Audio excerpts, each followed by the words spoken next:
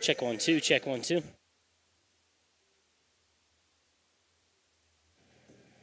Check 1 2. Check 1 2. Check 1 2. Check 1 2. Check 1 2. Check 1 2.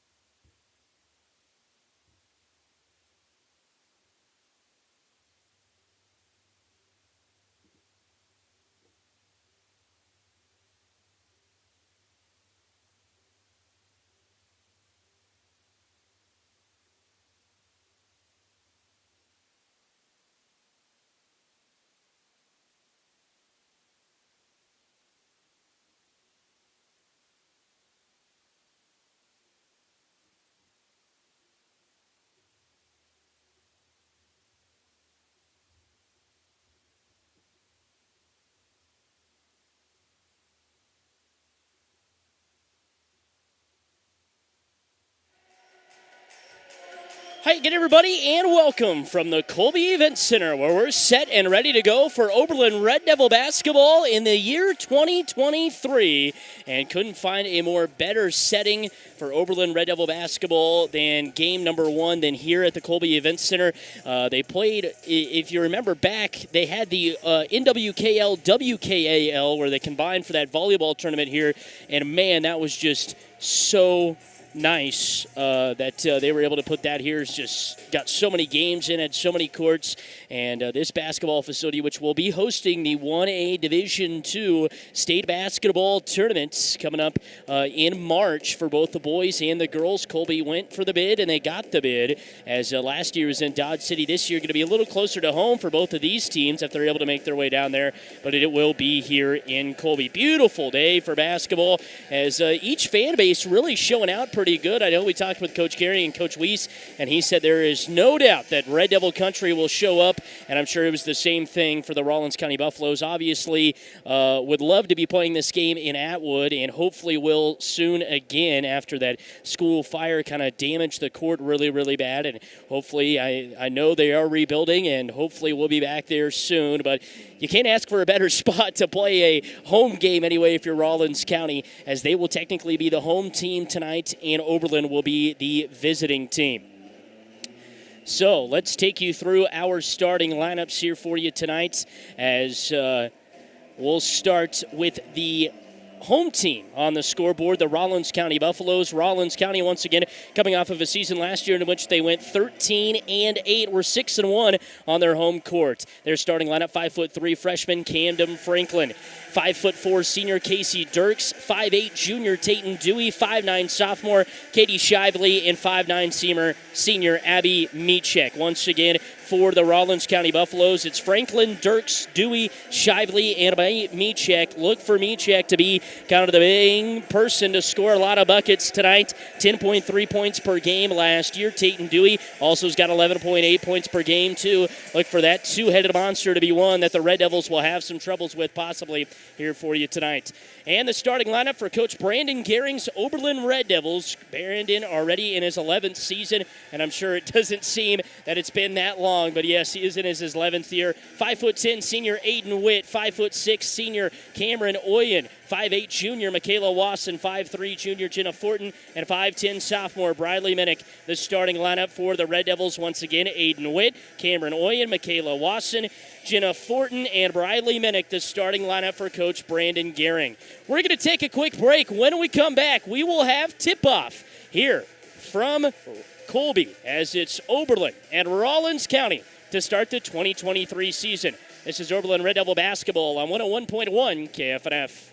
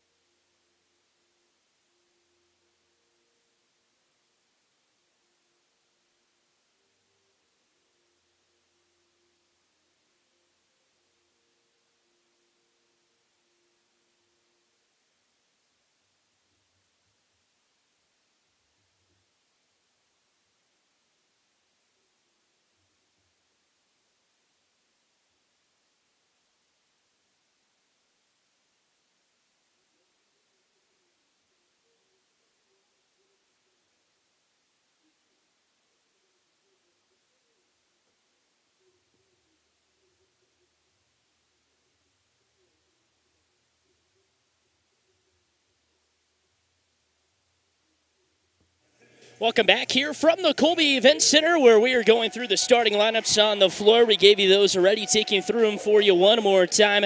For the Lady Rawlins County Buffaloes, Camden Franklin, 5'3" freshman, Casey Dirks, 5'4" senior, Katie Shively, 5'9" sophomore, and Abby Meachek, 5'9" senior. For the Oberlin Red Devils, 5'10" senior, Aiden Witt, 5'6" senior, Cameron Oyen, 5'8" junior, Michaela Wasson, 5'3" junior, Jenna Fortin, and 5'10" sophomore, Bradley Minnick. Once again, your starting lineups for the Red Devils and the Buffaloes. Beautiful facility here. Colby Event Center can fit up to about 2,500 people. Right now, sitting about, I would say, 1,000 maybe, or a little bit under that, as they have all seat backs on one side of the gymnasium.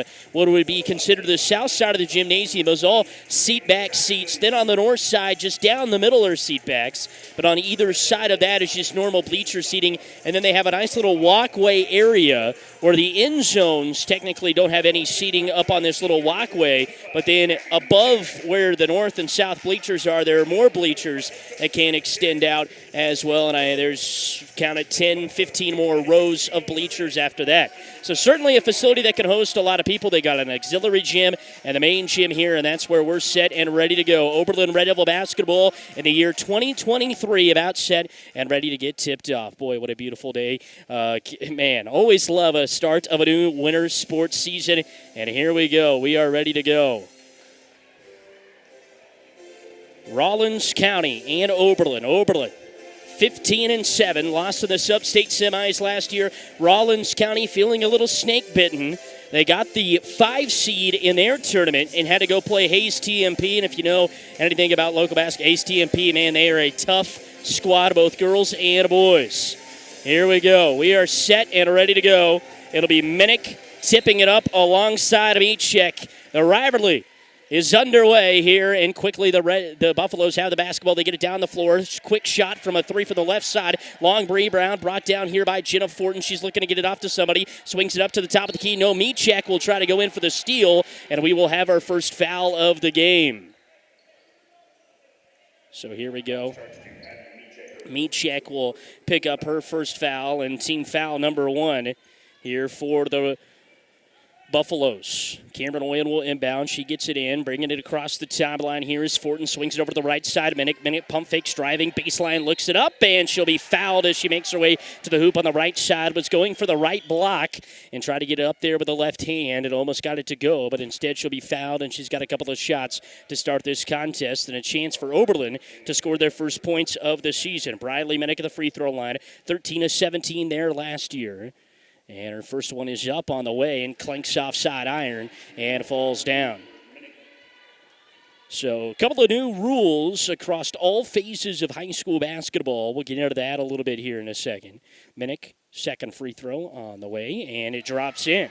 So Bradley Minnick scores the first point for the Red Devils, and they lead it 1-0 here in quarter number 1 with 7:39 to go. Across the timeline come the Buffaloes to Meachek in the left corner. Swings it back out, top of the key there for Franklin. Franklin taking a couple of dribbles, gives it back to Meachek on the left wing, working against the 2-3 zone from the Red Devils. Meachek drives at the post area, tried to get it inside, doesn't, gets it back off a deflection, goes up for it right at the charge circle. It's too short, and it'll go out of bounds. Who's it going to go off of? Decision call, and they'll say it goes off of White, so the Red Devils will have the basketball. Red Devils wearing the red unis with DC etched scripted across the front in white, have a gray stripe down the sides of either one. The Rawlins County Buffaloes wearing the white with the Lady Buffs and the number on the center chest. Here comes and travel quickly on the other end, so turnover number 1 for the Red Devils. 1-0 our scores, 7:09 to go. First minute of action of the 2023 season almost up. And bringing it across the top line. Great ball handler Camden Franklin, the 5'3 freshman, gives it off to the right wing, gets it back to Franklin. Into the corner, Meachek, pump fakes now, gives it back up. Franklin with a left wing 3, clanks off side iron, rebound underneath Meachek, goes up for 2, and puts it in. Abby Meachek, she averaged 8.4 per game last year on the rebounding side. Picks up 1 there and makes it 2-1. Atwood in, Oberlin in front here. Rawlins County in front. On the drive goes Minnick, looking, spinning, now wanted to shoot, now gives it back up to Witt, top of the key, swings it over to Fortin on the left wing, rejects the screen, drives baseline, gets it back to Witt, around the horn they go, to the right side this time. With the basketball is Wasson. Wasson gives it back to Witt, now over to Briley Minnick on the left wing, pump fakes, driving baseline, no, now she'll use the screen, meet check there to meet her, now she sends it back up top of the key for Cameron Oyen, who wraps it around the horn once again, this time to Jenna Fortin, looking at the post inside. They were trying to do a little bit of a pick and roll, ends in a turnover for the Red Devils, and back the other way. Here they come. It's Tatum Dewey leading the charge. She stops, pops, no. Now gives it off to the right side. And a skip pass over to Franklin into Meachek on a left wing three. And she got nothing but air right there. Barely grazed against the bottom of the net. And here come the Red Devils back on the other way on the charge. 5:52 to go in the first quarter of play. 2-1. Red Devils down by 1 with the basketball. Minnick looking to drive down the right baseline. She does. Takes it all the way there, but she's met by Meachek. Nowhere to go. Swings it back up top of the key to Aiden Witt. Basketball above her head. Looking to get it to somebody. Red Devils just standing everywhere, trying to get some offense going. Coach Brandon Gehring will call a play. Fortin gives it off to the right side of Riley Minnick. Looking to get it inside Cameron Oyen. She can't. Picks it back up. Lob pass from the top of the key. Almost had Cameron Oyen, and it just goes out of bounds. Nice deflection underneath right there by Casey Dirks, the 5'4" senior. And the Red Devils will have their first out-of-bounds play coming from underneath their own hoop. Aiden Witt to e-bound. They spread them out across the baseline. Now inside, gives it to Fortin. Now Witt turning. She didn't know where she was and just overshoots the hoop. Rebound brought down by Dewey. She'll lead the charge back the other way. Has numbers, 3-on-2. Tries to split between two Red Devil defenders and will be knocked down for a foul. And the Buffaloes will have the basketball underneath their own hoop. Tatum Dewey will inbound, and Jenna Fortin will pick up there for her first foul, and team foul number 1.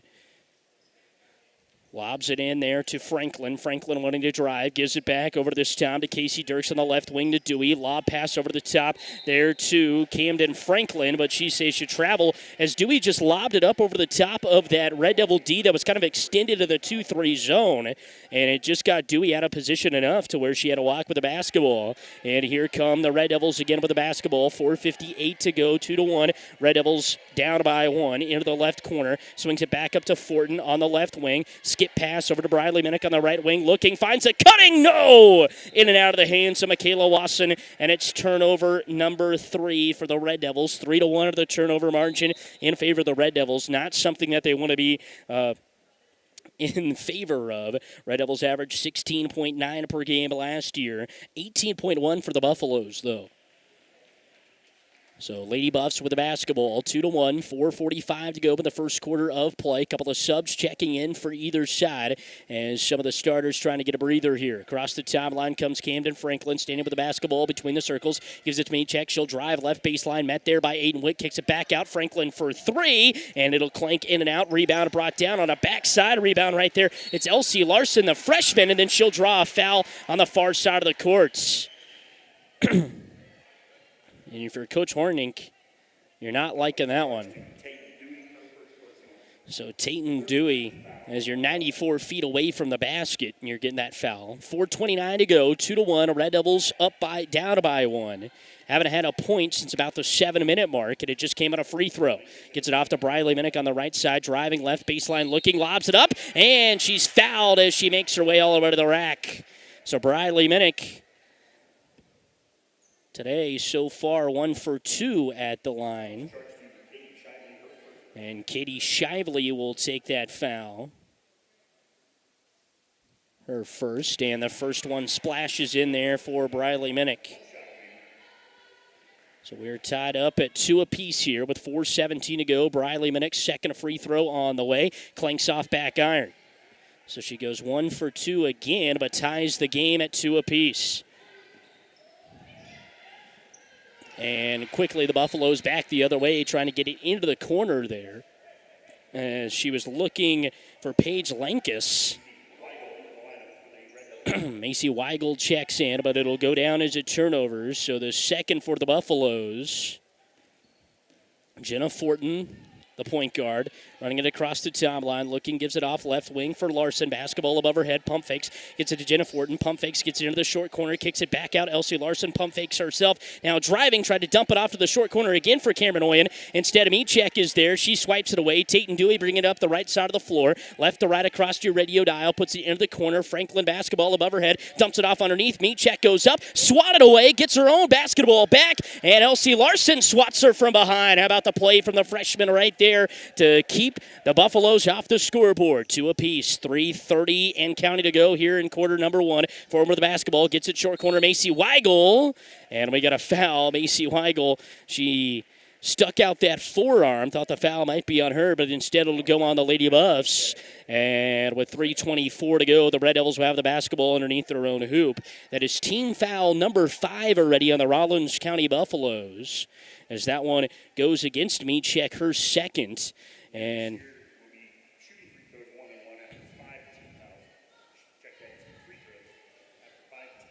so that is a new rule here, and if you just possibly heard it over the PA announcer, I'll explain it once again. Macy Weigel into the free throw routine, spins the ball once, and now throws up the shot, but it falls short. So the Red Devils, so far, just 2 of 5 shooting the free throws. So Macy Weigel. So you're in the bonus at 5 team fouls, and it's 2 shots no matter what. You don't have to do the 1-and-1 anymore. Second one out of the way, and draining it is Macy Weigel for her first point. And the Red Devils have their first lead of the game at 3-2 here with 3:23 to go. Michek with the basketball, gets it into the corner. Couple of dribbles right there, back out to the top of the key for Franklin. Skip pass over to Michek in the left corner, gets it back to Franklin. Franklin pump fakes, now driving in, loses the basketball off her foot, but it's kept alive by the Buffaloes right there in Josie Ginther. And to the outside, they go with Draper. Now they get it back. Driving on the drive is Shively. Kicks it back out to Franklin. Wasting a ton of clock right here are the Buffaloes. 2:54 and counting to go, but the Red Devils staying strong in their defensive stretch. Driving against Larson. There is Draper. Gets it back outside to Dewey, to Franklin. Top of the key. Swings it into the corner. Pump fake. One drive. No, Cameron Oyen's almost able to steal the ball away. Gets it back up to Franklin. Top of the key. Red Devils running a pretty good zone here. But they're also running a little bit of a box and one, and that shot will fall. A three-pointer. So Katie Shively gets on the board with her first 3 points, and it makes it 5-3 with 2:21 to go. Skip pass over here for the Red Devils. Larson in the left corner, swings it back up. Over on the left wing is none other than Jenna Fortin. Gets it to Minnick on the right wing. Goes dead. Gives it to Cameron Oyen. Skip pass over. This one to Jenna Fortin. Swings it back up over to the right wing for Briley Minnick out of the right corner. This time Cameron Oyen takes one dribble. Lob pass inside of Macy Weigel. No to be stolen away. Saving the basketball from going out of bounds was Draper. Here's Tate and Dewey. Bring it up the right side of the floor. Swings it to Franklin in the right corner. Drive, stops, pops from 10 feet, and hits Camden Franklin. And just like that, a little bit of a run here. 7-2. 7-2 in favor of the Buffaloes here with 1 and 37 seconds to go. In quarter number 1, skip pass over to Jenna Fortin, driving with the left hand, crosses back to the right, stops to the free throw line, kicks it out, 3 ball on the way, and nothing but air, but a foul will come in on the far side of the court from where we're sitting. And Shively with her second, so Shively with 2, Michek with 2. And that is team foul number 6. 2 shots, 3 shots coming here. Should be anyway for Cameron Oyen, and she drains her first. I'll just say 2, so foot must have been on the line. Second one out of the way, 7-4.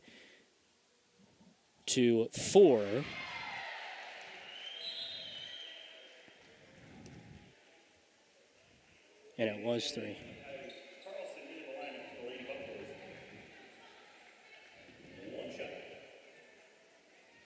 7 of 5 after she drains both of them to start it there. Here comes the third shot on the way, and she drains it. How about that? Big time shots right there from Cameron Oyen as she drains all 3 free throws. The Red Devils have taken 8 so far in this first quarter alone. 7-6. Red Devils down by just 1 possession here with a basketball are the Buffaloes. Looking to get it to the outside. They do.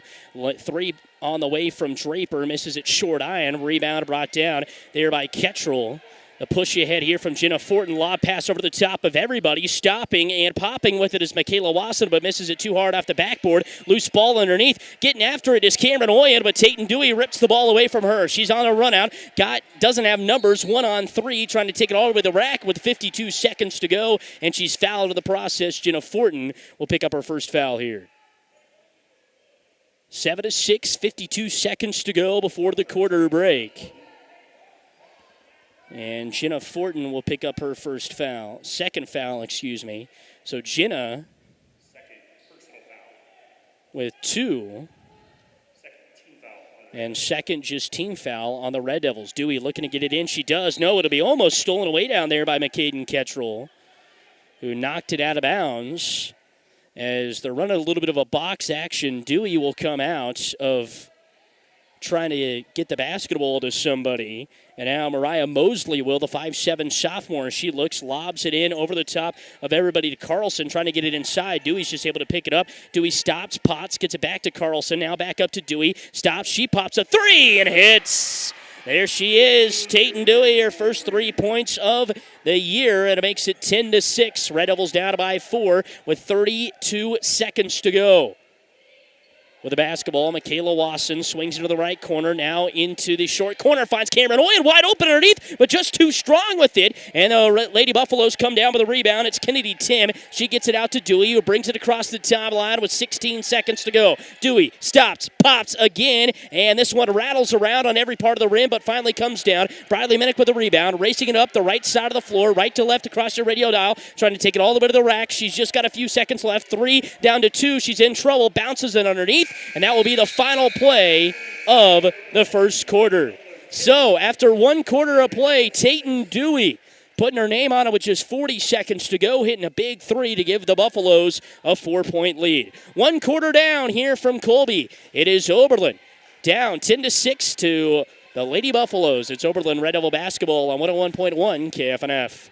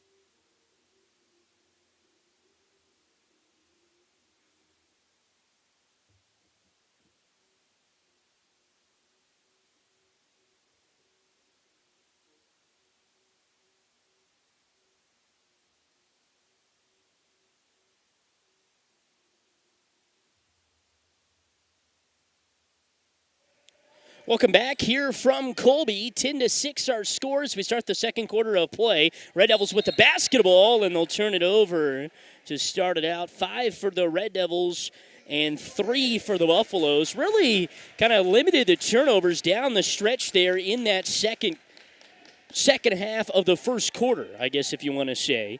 But here with just 7:47 to go before the halftime break, it's crunch time now. Michek trying to kick it back out to Franklin, and instead she'll turn it over. Red Devils with the basketball. Fortin on the attack, sends it all the way down to Michaela Wasson, takes one dribble on the left block, puts it up, and she'll be fouled. Michek sticking her hands out, saying, what do I have to do? That is Michek's third foul. She picks up her third foul with 7:33 to go. And so now, standing at the free throw line is Michaela Wasson, and the first one can't rattle home for her. So the Red Devils have shot now 9 free throws, 5 of 9 from the charity stripe, which is just crazy. But The other rule is that the fouls reset at the end of every quarter. So the Red Devils were in the bonus, but now we're not. Here's Wasson's second free throw attempt. It's on the way, and it drops home. So Michaela Wasson picks up her first points of the season right there.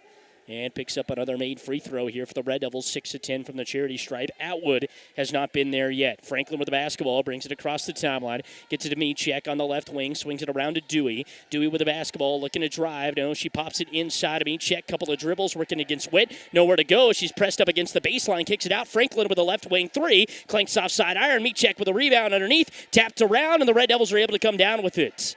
Great defensive stand right there. Fortin shoots it ahead to Briley Minnick. Lob pass underneath. Cameron Oyen, but just outstretches her fingers. And the Red Devils will have turnover number 6 and make it 10-7. 10-7 here in the second quarter. 7:03 to go from the Colby Event Center. Game number 1 of the 2023 season.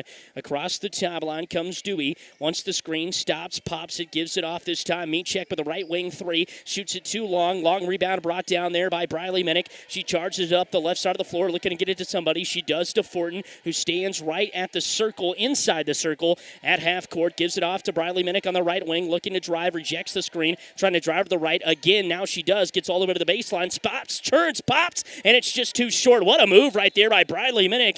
If you can't drive it once, try again. That time she misses it, though, and it goes off the hands of the Red Devils and out of bounds. So technically it'll go down as a turnover, but a missed shot and a turnover to make it 10-7 with 6:29 to go here in the first quarter of play.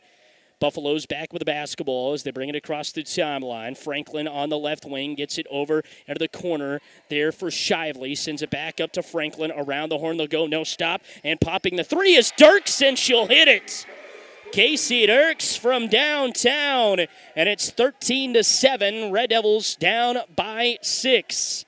6:04 and counting to go. Red Devils back with the basketball. Minnick at the top of the key between the circles. Gives it off to Witt. Witt, who stands on the left wing, way extended right there. And she's waiting for somebody to come get the basketball. And finally, Jenna Fortin will. And they wait and will call a play here. Fortin swings it over to Wasson on the left wing. Wasson awaits the screen. Now she looks to drive. Sends it out to Cameron Oyen. Oyen into the corner for Briley Minnick. No, excuse me. That's Jenna Fortin driving towards the middle of the lane. Swings, kicks it back out. Aiden Witt with a pump fake three. Gives it off to Briley Minnick. Briley Minnick now using the screen. Looking. Dumps it off underneath. Aiden Witt goes up for two. Too strong. Own rebound. That one's too short. And Tatum Dewey's able to come down with a rebound right against the back of the baseline. She picked up her dribble and is able to get it back after Dirks comes down and helps her out. So Dewey brings it across the timeline. Red Devils running a little bit of a triangle and two or box and one. Lobbing it up and almost in. It was Tatum Dewey as she attacked the defense, slashed between three defenders, and almost was able to get that one to go. It'll go out of bounds off of the Red Devils, and it's 13-7 with 5:08 to go. So 5:08 to go here before the halftime break. Dewey lobs it in. No, Cameron Oyen almost comes in and swings it out. Dirks gets it back, top of the key, picks up her dribble, swings it over to Dewey on the left wing. Dewey skip pass over the top of everybody to Franklin, trying to get it inside to Shively. She can't. Stolen away by Aiden Witt, looking to push ahead. Cameron Oyen got numbers. Now she gets a nice steal, puts it up off the backboard, too strong, but she's fouled in the process and will head to the free throw line to shoot two. So Cameron Oyen getting a nice seal right there from Elsie Larson. The freshman comes in, gives her a nice seal, so that way she was able to get all the way to the basket, and instead is able to pick up a couple of free throws here. 13-7, 4:50 to go. First one on the way for Cameron Oyen, and she's able to drain it. Oyen's 4 points today have all came from the free throw line. And Oyen's second free throw is on the way, and it hung on the rim like it wanted to go. Instead, it doesn't, and she'll just stay at 4 points. 13-8, Red Devils. If they could just clean it up at the free throw line a little bit, it would be in this game. Franklin with a 10-foot jump shot missed. Long rebound brought down right there by Briley Minnick. She races it up the right side of the floor. Stops, crosses over, shoots it, trying to shoot it over the top of everybody. Instead, will turn it over. That's number 8 for the Red Devils. Dewey brings it up the left side of the floor, trying to shoot it to Shively. She does. She pops from 18 feet, misses it too long. Rebound brought down right there by Elsie Larson. She gets it to Fortin. Everybody clears out, and she'll walk it up across the timeline with 4:15 to go in the second quarter of play. Elsie Larson with the basketball on the left wing, awaits the screen, gets it. Now she can't use it as she picks up her dribble, gets it to Cameron Oyen, top of the key. Over to Briley Minnick on the right side. Nobody underneath for the Red Devils. Backdoor cutting is Jenna Fortin. It almost got Dirks lacking a little bit. Timeout on the floor with 4 minutes to go here in quarter number 2. Just 4 minutes before halftime. It is Oberlin down 13-8 to Rawlins County. This is Oberlin Red Devil basketball on 101.1 KFNF.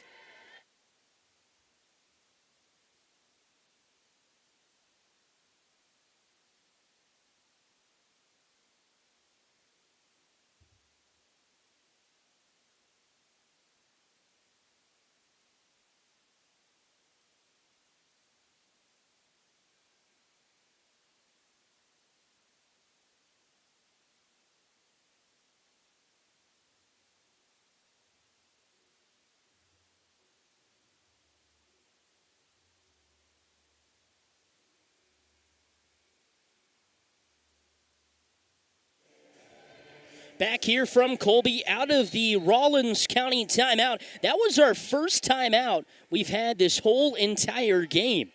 Other than that, it's just been nonstop action in the quarter break. 13-8. Red Devils coming out with an extended trap press, and they get it! McCaden Ketchell's able to steal it away. Turnover number 5 for the Buffaloes, and here come the Red Devils across the timeline. Jenna Fortin swings it over to Elsie Larson on the right wing. Couple of dribbles, wanting to drive, swings, kicks it back out to Cameron Oyen into the left corner. This time, Jenna Fortin using the screen, looking for the pick and roll. Sends it back up to Macy Weigel, top of the key. Gives it off to the right wing corner here for McCaden Ketchell. Couple of dribbles for her. Back up top of the key, Cameron Oyen almost fumbles the basketball. Pump fakes once. She's looking for somebody to get open. Pump fakes the backdoor cut to Larson. Gets it back to her. Now she'll try to screen. No, Tatum Dewey will just steal the basketball away.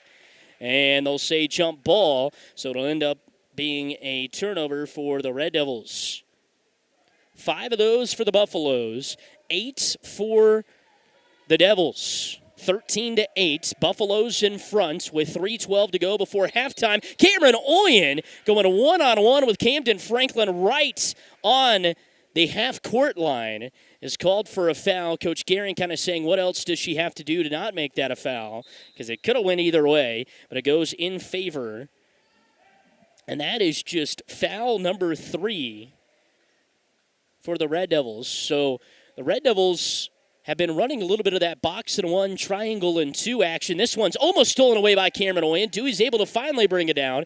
She crosses over, brings it across the timeline, stopping, looking, swings it over to the left side this time. With the basketball is Lankus, gets it out. Tatum Dewey for 3. Might have been fouled, but she's still able to go through the contact and puts it down. She's got 2 threes tonight, and it makes it 16-8. The Buffalo lead has been extended out to 8. Their defense has just been too much for the Red Devils here. Larson with the basketball, swings it up to Weigel at the top of the key. Over to Minnick on the right wing, looking, rejects the screen, drives baseline, lays it up with the left hand, and puts it in. What a beautiful layup right there by Briley Minnick. She now has 4 points and to make it 16-10. Timeout on the floor with 2:32 to go before halftime. We'll keep it right here. I'd like to thank some more of our sponsors here tonight of Aqua Shield Roofing, Creative Collision, Culligan, Decatur Co-op, Decatur Health, and Farm Credit of Western Kansas, FNB Bank of Oberlin, and Frederickson Insurance Agency. Big thank you to all of them for helping us support Oberlin Red Devil Athletics right here on today's Best Country 101.1 KFNF. So Coach Brandon Gehring using a full timeout right there. And probably a good decision. Have cut the lead back to 6, scoring your first points in a long while. It was 10-6 at the end of one quarter. And since then, the Red Devils have just been able to put up 4 to the 6 from Rawlins County. These two teams got in 2 very low-scoring bloodbath games, I guess you could say. Oberlin lost the first game to Rawlins County last year on January 9th. The game that was supposed to be this game to open up the season got postponed, moved to January 9th, and the Red Devils would lose to Rawlins County back in Oberlin 33-26, but then at the end of the month would get their revenge after the game with Rawlins County to end the NWKL tournament got postponed to January 30th. And so they would head back to Dighton on that Thursday and were able to pick up the win by a final score of 40-34. So low-scoring defensive games. That's what it has been for both Rawlins County and Oberlin the past couple of years. 16-10, 2:24 to go. Dewey across the timeline, stretches it out to the left wing there, and almost stealing away. Yes, it is. Briley Minnick comes up with a steal. She's just been able to have her hand in everything. Lobs it down the floor, trying to get it to Elsie Larson, and coming in almost with a steal is Abby Michek. And so once again, the Red Devils will have the basketball, this time in the right corner. Going to be an interesting spot to get this ball inbounded. Jenna Fortin will check in for McCaden Kettrell. Kettrell, Oyen, Larson, Minnick, and Weigel on the floor for the Red Devils. Fortin with a basketball, dribbles once, gives it off to Larson on the left wing, pumps it inside. Jenna Fortin dumps it off short corner, looking, kicks it back up to Larson. She pump fakes again, gets it out. Jenna Fortin with a college range three, sends it off iron, brought down Elsie Larson, goes back up, goes off the side of the backboard. Michek is able to come down with a rebound, and with a minute and 53 seconds to go, Rawlins County has a shot here to maybe not get the last shot, but get a couple of possessions here before the break. With the basketball is Lankus, dumps it off underneath to Michek. She tries to go up, had her shot blocked from the free throw line. Lankus is able to somehow get it, kicks it back out to Michek. Pump fakes there in the right wing. She's in trouble, swings it back up top of the key. Three ball on the way. That's off the mark from Shively. Kept alive, trying to throw it off of the legs of a Red Devil. Underneath it was Lankus, and instead it'll end up being a jump ball, and the Red Devils will get the basketball back. So Rawlins County ends up turning it over anyway. It was 6 minutes and 24 seconds to go. The Red Devils have a good shot here. A three cuts it to three. Two-possession game, technically, with the three ball. A little bit more than that if you're going to go for two. Bringing it across the timeline is Fortin. Swings it over right side. Skip pass into the corner for McCaden Kettrell. She stops, pops, and hits a three! Bang, a ring, and a big one right there for McCaden Kettrell. Huge shot. Makes it 16-13 with a minute to go here before halftime. Skip pass over to Lankus. Looking to drive. She's in trouble. Gets it back out. Top of the key. This time Shively dumps it off underneath for Tim. Tim gets it back out here to Michek. Now Franklin on the drive has it stolen away. And out on the run out here with 44 seconds to go is Briley Minnick. She stops. She pops a three. And it can't go in. It almost did. It wanted to go as it was halfway down. In trouble with a rebound. Ball flying all over the place. Shively's able to come down with it and almost walked with it. And with 30 seconds to go, the Buffaloes have the basketball again. It'll go off Tim's foot, but instead they'll call a foul. And with 27.7 seconds to go, the Buffaloes will have the basketball underneath their own hoop, if I'm correct. And this is a big defensive possession stand here for the Red Devils if they're able to pick it up. We'll see if they are. 16-13. That foul will go against Briley Minnick.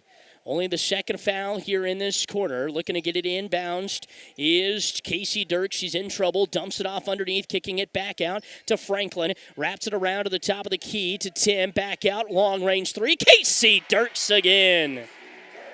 She's got 6, and it makes it 19-13. Back out to a 6-point game. Red Devils with a basketball. 10 seconds to go. Fortin brings it across the timeline. Gives it off to Minnick. Minnick with a basketball above her head. 6 to play. Down to 5. Fortin throws up a 3. Clanks off back iron. Rebound brought down by Franklin. And that will take us to the end of the first half.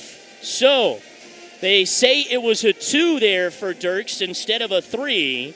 But it makes it 18-13 at the half. We'll take a quick break. When we come back, get you your halftime report here from Colby. Once again, Rawlins County in front after one half, 18-13. It's Oberlin Red Devil basketball on 101.1 KFNF.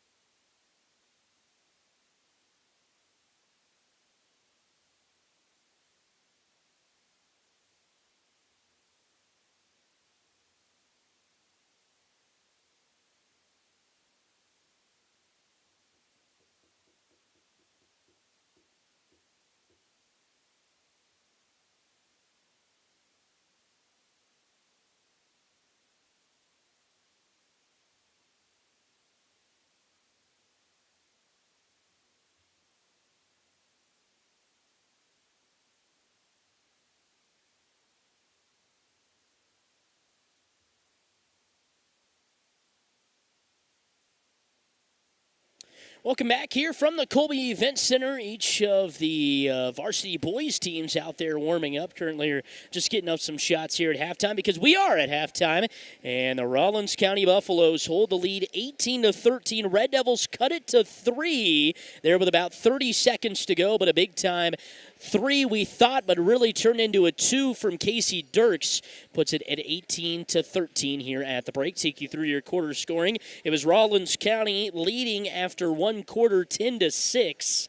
And then Oberlin was able to almost outscore him there in that second quarter, 8-7. Rawlins County ends up outscoring the Red Devils, and so that leaves us with an 18-13 score individually for the Buffaloes here at halftime. 3 points for Camden Franklin, 5 for Casey Dirks, 6 for Tayton Dewey, 3 for Katie Shively, and 2 for Abby Michek. For the Oberlin Red Devils so far today, 4 points from Cameron Oyen, all of them from the charity stripe. 1 point for Michaela Wasson, 3 for McCaden Kettrell, 1 for Macy Weigel, and 4 for Briley Minnick.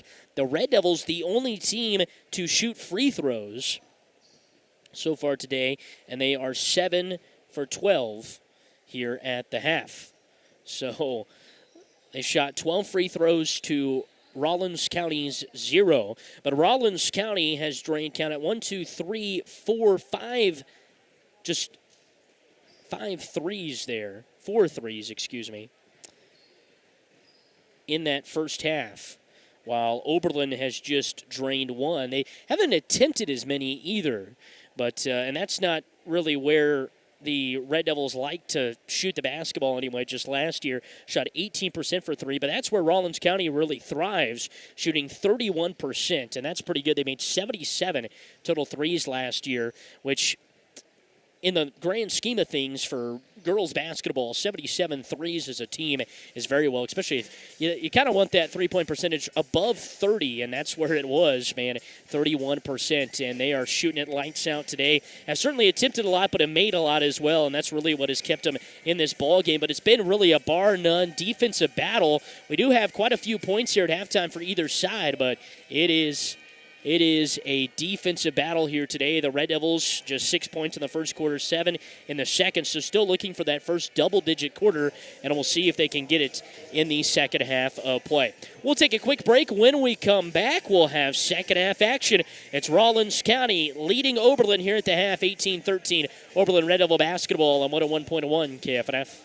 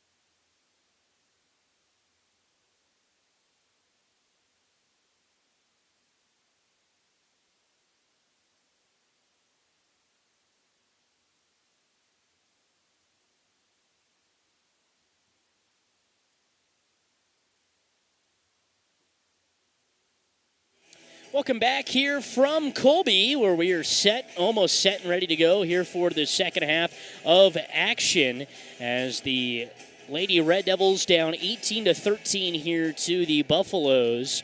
And once again, it was Rawlins County after one quarter, 10-6. Second quarter goes to Rawlins County 2, 8-7 for 18-13 score here at the break. Do want to thank some more of our sponsors here at halftime. Next Tech, Nutrient Ag Solution, R&M Service Center, and Ray's Grocery. Big thank you to all of them for helping us out. Do want to give a big shout out and thank you to, once again, Hawkswell Motors, as they supply us with a drive to the game, so we get a car from them that we're able to take to the drive to the game. And today, Joel down there hooked me up with a 2018 Ford F-250 white crew model pickup.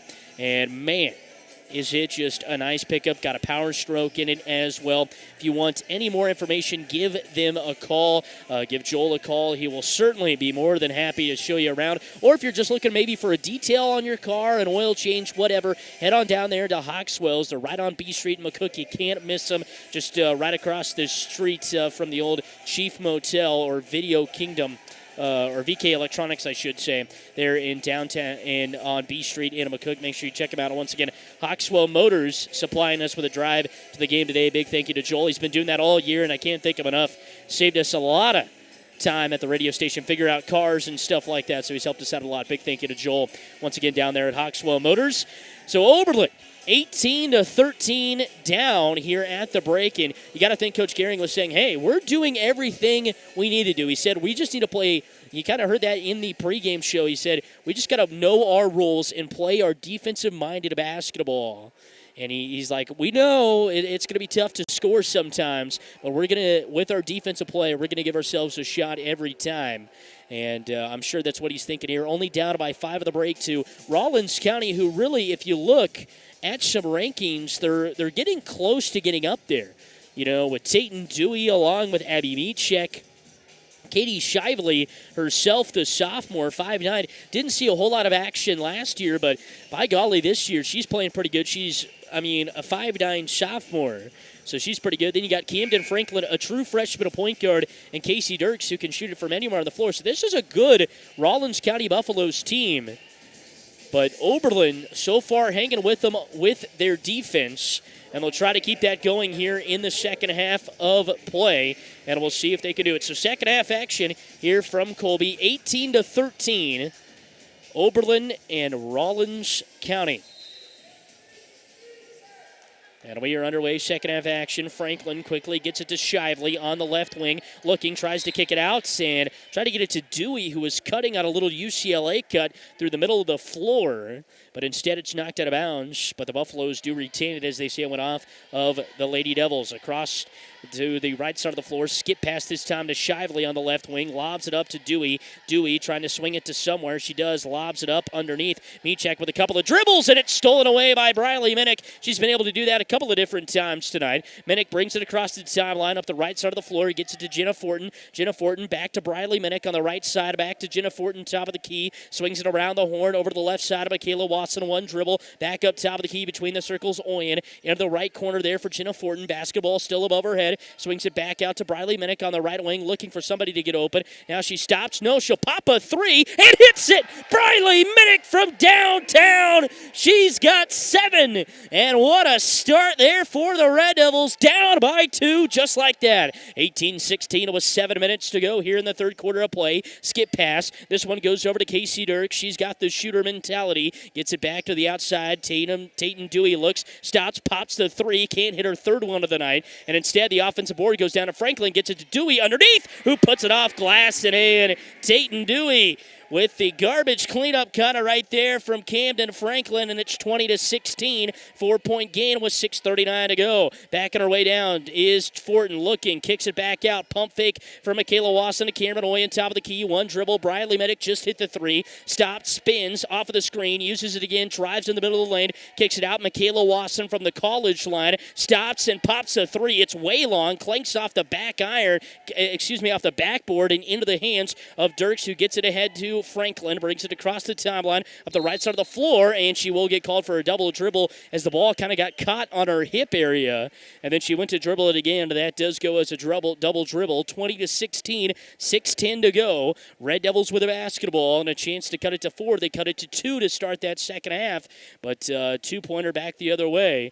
That's kind of been the thing. Anytime Oberlin's able to go on a little bit of a run, Rawlins County's able to respond. Briley Minnick, one dribble, looking, lob pass over the top of everybody to Jenna Fortin on the back cut, and she'll be fouled and head to the free throw line. Jenna Fortin using the speed that time to get to the hoop. Man, what a play right there by Jenna Fortin. Great find. Briley Minnick had her back turned to the hoop, which is never where you want to be as someone looking to pass it to somebody, and instead she just shoots over the top of everybody, and here's Jenna Fortin's first free throw. It's in and out.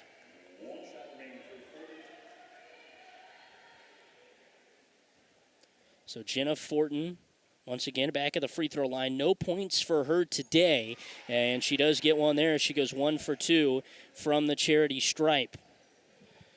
Make it 20-17. Red Devils down by 3. Buffaloes with the basketball. Dewey on the right side of the floor, dribbling, crossing it over a bunch of times. Stops, gives it off. This time to Dirks, who pump fakes. Now she's looking to drive. Pump fakes, gives it off up top there to Shively. She's in trouble, but will be fouled from behind. And see who that foul. So Briley Minnick with her second foul. 3 for Abby Meachek, and she's really kind of stayed out of that foul trouble at all. Looking to get it to somebody here. A couple of back screens. Sends it out to Camden Franklin. Pump fake, strives. Baseline. She's in trouble. Lost the basketball on the way up. Meachek keeps it. She was wanting a foul. And instead, she has her shot blocked, and she'll force a jump ball. And it'll go towards the Red Devils. And so after all of that, they were saying, where was the foul? And you could see Coach Horniak saying, where is the foul on Camden Franklin? And quickly back the other way. Here come the Red Devils across the timeline. Fortin swings it left wing for Wasson. Lob pass over the top of everybody, trying to get it to Aiden Witt. She can't, but it'll go off the hands of Dirks, and it'll stay. No, they'll say it does go off the hands of Aiden Witt and out of bounds. And so the Red Devils give the basketball away, 20-17. It's turnover number 9 for the Red Devils unofficially today. Across the timeline, here comes Tayton Dewey. Swings it to Camden Franklin in the left corner. Driving baseline, nowhere to go. Great defense right there from Briley Minnick again. Swings it over to the right side for Dirks, who now gives it back to Franklin, and she overshoots the top of Shively, but just getting a hand on it was Briley Minnick before it went anywhere. And Shively will now inbound from the right corner of the basketball court. Swings it up top of the key to Dirks, who drives to the right side. Bounce pass up to Dewey. Dewey, couple of dribbles, and using that forearm, trying to get inside, and instead they'll call it on Cameron Oyen. Her second foul. Team foul number 2 for the Red Devils here in quarter number 3. 4:49 to go. 20-17. Red Devils cut it to 2 to start. And since then, it's kind of been a little bit of back and forth defensive battles again.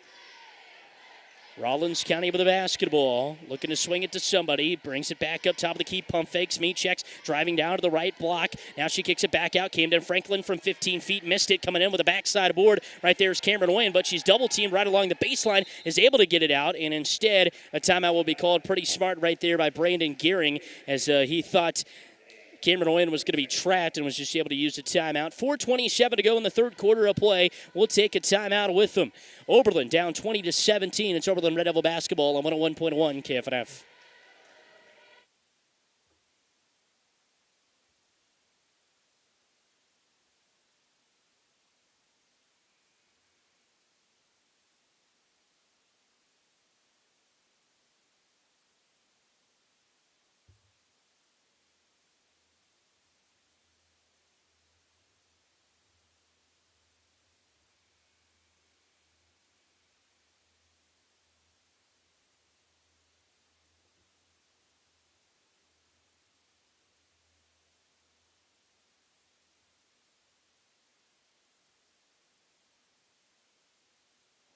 Welcome back here from Colby. Starts once again in midway through the third quarter of play. Coming out of the Oberlin Red Devil timeout, their second of the contest. Fortin will bring it across the timeline with 4:22 and counting to go. And Briley Minnick with the basketball on the right wing, wanting to use the screen a couple of times. Now she hedges it over, tries to pop it underneath to Cameron Oyen. She's able to slap it off of the chest right there of Camden Franklin, who was running it down, chose to not go after it at the last second, and instead Oyen's just able to flip it right into her chest and keeps it on the Red Devils side. Red Devils with the basketball underneath their own hoop. Looking to get it in is Jenna Fortin. Lobs it up to Aiden Witt, who drives down the left side, puts it up off glass, and she'll go to the foul line to shoot two.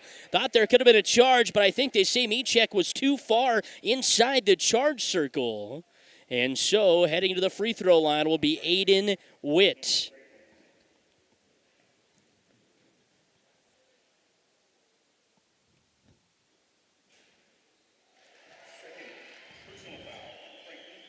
And so that foul goes against Camden Franklin, her second.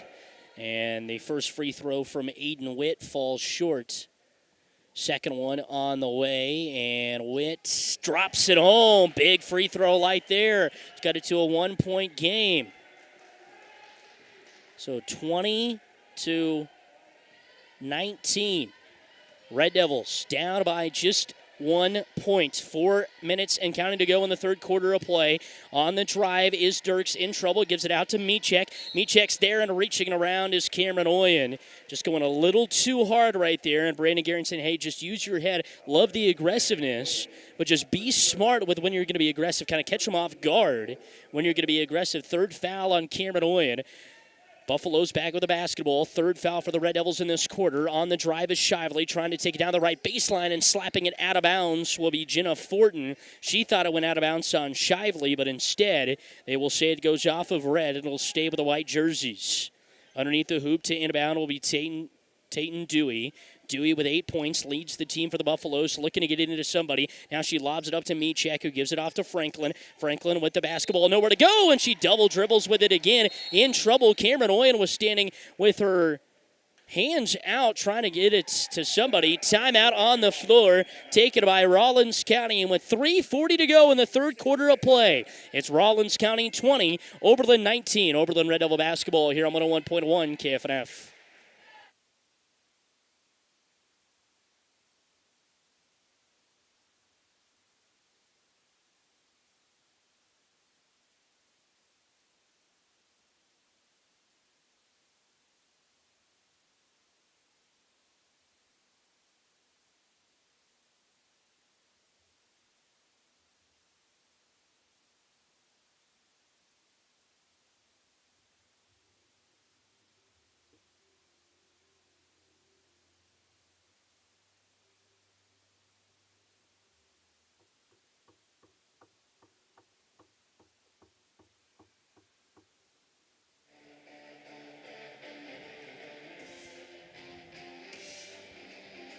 Welcome back here from Colby. Third quarter action, 20-19 our score. Low scoring and defensive minded is what each of these teams love to do. I mean, both of them would love to score 60 a game, but they love to play gritty. They love to play some defense, and that's what we've been seeing a lot of tonight. 20-19, Red Devils with the basketball out of the timeout for the Buffaloes. Across the timeline is Fortin. Swings it over to Minnick on the right wing. Minnick looking to drive towards the top of the key. Gets it to Aiden Witt into the corner. Jenna Fortin pops a college range three. It goes off back iron. Rebound brought down by Dewey. That would have taken the lead for the Red Devils. Now a long pass down the floor trying to shoot it to Camden Franklin, who was running behind the defense. Instead, it goes off her hands and out of bounds. It is turnover number 8 for Rawlins County. Oberlin with 11. So kind of even out in the turnover battle after a tough start. Fortin across the timeline, guarded there by Dirk. She's in trouble, looking to get it the ball to somebody, anybody. Stops, pivots, gives it off to Witt. Into the quarter, McCaden Ketchell stops, pops a three, in and out, rebound, Aiden Witt. No, it goes in and out of her hands. Ball loose on the floor, picked up by Camden Franklin. 3 minutes to go in the third quarter of play, and here come the Buffaloes across the timeline. Franklin looking, swings it out. Dirks with a wide open three. Wanted to pop it, instead keeps it in her pocket. Looking, skip pass over this time to Shively. Shively on the right wing gets it over to Mechek underneath. Mechek, couple of dribbles, working against Witt underneath the basket. Kicks it back out. Camden Franklin, 3, off the mark. Tapping it around. Rebound will finally get kicked back out to McCaden Kettrell. She's in trouble. Finds her outlet pass there to Jenna Fortin, and she'll center it up and bring it across the timeline. Shooting over the top of everybody. Cameron Oyen puts up the layup too strong. Might have got hit. No foul called. Either way, bodies flying all over for the Buffaloes. Down going Mechek along with Dirks. Each of them going to be up and okay. And the Red Devils will have the basketball underneath their own hoop with 2:26 to go. So 2:26 to go here in quarter number 3. Looking to get the basketball to somebody. She does to Weigel in the left corner. In trouble. Dirks just swipes it away from her. And now a foul will be called. And so they'll say it was Weigel trying to strip the ball back, gets called for the foul. Her first. Red Devils have shot 15 free throws. Rawlins County has not shot one. 20-19. Across the timeline is Franklin. Gives it to Shively in the left corner. They switch positions on the drive. Gets it to Dewey. Dewey trying to do a little post move with a hook shot and instead kicked it out but would be fouled. And it's on the floor again. So she won't know. They'll say she was going up. I think she was going to pass. But instead they'll say she's going up. And as far as I can tell, these are the first free throws. And so in the bonus, so that's why. And the first one is up and in for Tatum Dewey. That is Macy Weigel's second foul as well. So Tatum Dewey now with 9. She'll try to make it 10, and she can't as it falls off. So she goes 1 for 2 at the free throw line. Red Devils come down with a rebound. Charging back the other way is Minnick. Sends it back out to Fortin. Gives it up to Oyen on the right wing, back up to Fortin. She'll center it up between the circles, calls out the signals. Minute and 50 seconds to go before the quarter break. Minnick on the drive, spinning, looks, puts it up, and drops it home to tie us at 21 apiece. Our first tie since it was 2-2 in the first quarter, and Briley Minnick has got 9 of the 21. Minute and 34 seconds to go. Shively to respond, and she does! So the tie was not for long. Katie Shively with her second 3. It's 24-21. Across the timeline, Fortin gives it off to McCaden Kettrell. Kettrell looking to get it to somebody. Instead, it's stolen away. Big turnover. Run out coming from Camden Franklin. She goes up. No foul call. Rebound brought down on the miss. Layup right there by Minnick. Shoots it ahead to Cameron Oyen, who gets it to Fortin. Fortin brings it across the timeline. Skip pass over. McCaden Kettrell on the left wing. College range 3 on the way. And she banks it home for the tie. McCaden Kettrell, her second 3. And we're tied at 24 apiece. 24 all, 46 seconds to go before the quarter break. Outside, Shively again to respond. Yes, sir! Katie Shively. It's a 3-party. In the final minute of the third quarter, 33 seconds to go, 27-24. Fortin with the basketball. McCaden Kettrell on the left wing. Swings to Owen, top of the key. Mrenick with the basketball, almost has it stolen away. She's in trouble, has to get it out. Finds Witt with 21 seconds to go. Kettrell again. Got it again with the bank again. Shively and Kettrell going back and forth. We're tied at 27s. 8 seconds to go. Dewey for 3. Oh, my Lord. Tatum Dewey. Heave at the buzzer is no good, and we will go to the break. After the third quarter, it was 21-21 with just about a minute and 1 seconds to go. And it was back and forth. Threes. Rawlins County comes out on top, and it's 30-27 after the third quarter. So we will take a quick break. When we come back, the Oberlin Red Devils try to cut it back down 30-27. Rawlins County in front. It's Oberlin Red Devil basketball on 101.1 KFNF.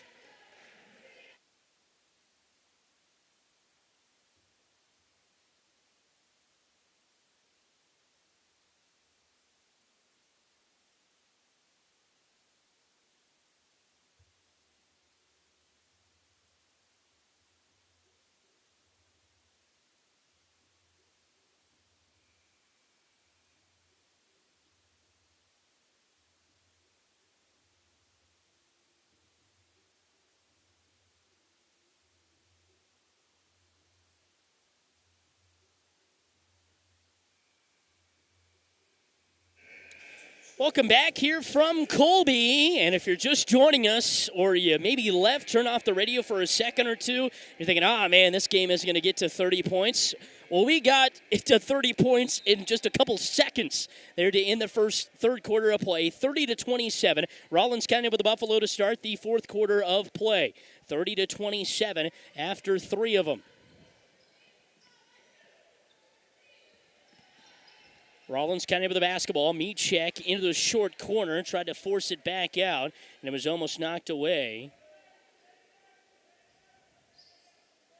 So Red Devils outscore Rawlins County in the third quarter 14-12, but aren't able to take the lead 30-27. It was Tatum Dewey with a huge three right down the stretch there to give them the lead. Inside, turning around Shively. She puts it up. Can't get it to go, and it's tapped out of bounds. 7 minutes, 33 seconds to go before the end of the horn, or we could be playing more if we're still tied. Looking, gets it inside. Shively, just able to find a quarter of an inch of room and is able to put the Buffaloes in front 32-27. Minnick will run the point. She brings it across the timeline, gets it to Kettrell. Kettrell off the screen, stops, wanted to pop, gives it to Oyen instead. Here's Briley Minnick on the drive towards the middle of the lane. Instead, swing it around. It's Elsie Larson with the basketball now. She's in trouble. They double team her off the screen, and knocking it out of bounds will be Camden Franklin. 32-27. Rawlins County in front, 7:03 to go. Oberlin won more games than Rawlins County last year. Oberlin won 15, Rawlins County won 13.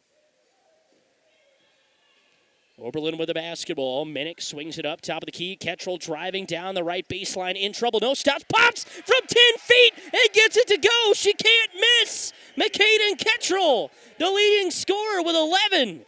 And it makes it 32-29. It's a three-point game with 6:45 to go.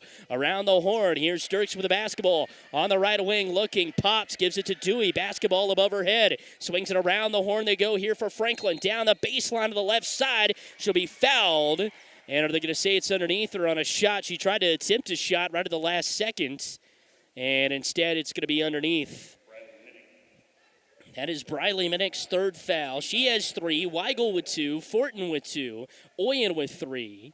So kind of some foul troubles for the Red Devils somewhat down the stretch here. Looking to get it inside to somebody, anybody, looking, lobs it over the top of everybody to Dirks this time is Dewey. Dirks in trouble, gives it out to Dewey on the left wing. Skip pass over to Franklin, trying to get it inside. Now she drives, pulls up from 10 feet, clanks off side iron, rebound, brought down by Jenna Fortin. She'll be trapped right there in the corner. She's able to dribble out of it, though. Meachek, along with Franklin, still coming after her. One-on-one, she gets it across the timeline herself. Now she's trying to pass it, has it deflected, keeps her dribble, lobs it over the top to Oyen, takes two dribbles inside, kicks it back out. Fortin from 18 feet, airballs it. Cameron Oyen with the save, but it goes to nobody, and it's out of bounds. It's kind of a sloppy, ugly possession right there for the Red Devils. 14 turnovers for them and 11 for the Buffaloes. 32-29, 5:55 to go here before the final buzzer sounds. 32-29. Rawlins County with the basketball. Skip pass stolen away almost by Kettrell. Oyen gets her hand in there, almost steals it away. And now Kettrell will come in and get the foul. And we'll see if that's going to go against Oyen. And it was. I thought Kettrell might get it on the reach from behind. But that is Cameron Oyen's fourth foul. So as I was just saying, there wasn't a whole lot of foul trouble. Now there somewhat is. So here we go. Cameron Oyen with her fourth. She stays in the game. Lob pass into Dewey. Dewey with the basketball. Right wing extended. Shoots it underneath to Meachek. Kicks it back out. Dirks pump fakes the three. Kettrell was there. Now she's driving. Loose ball on the floor, and a foul will come in. So that foul will go against McCaden Kettrell.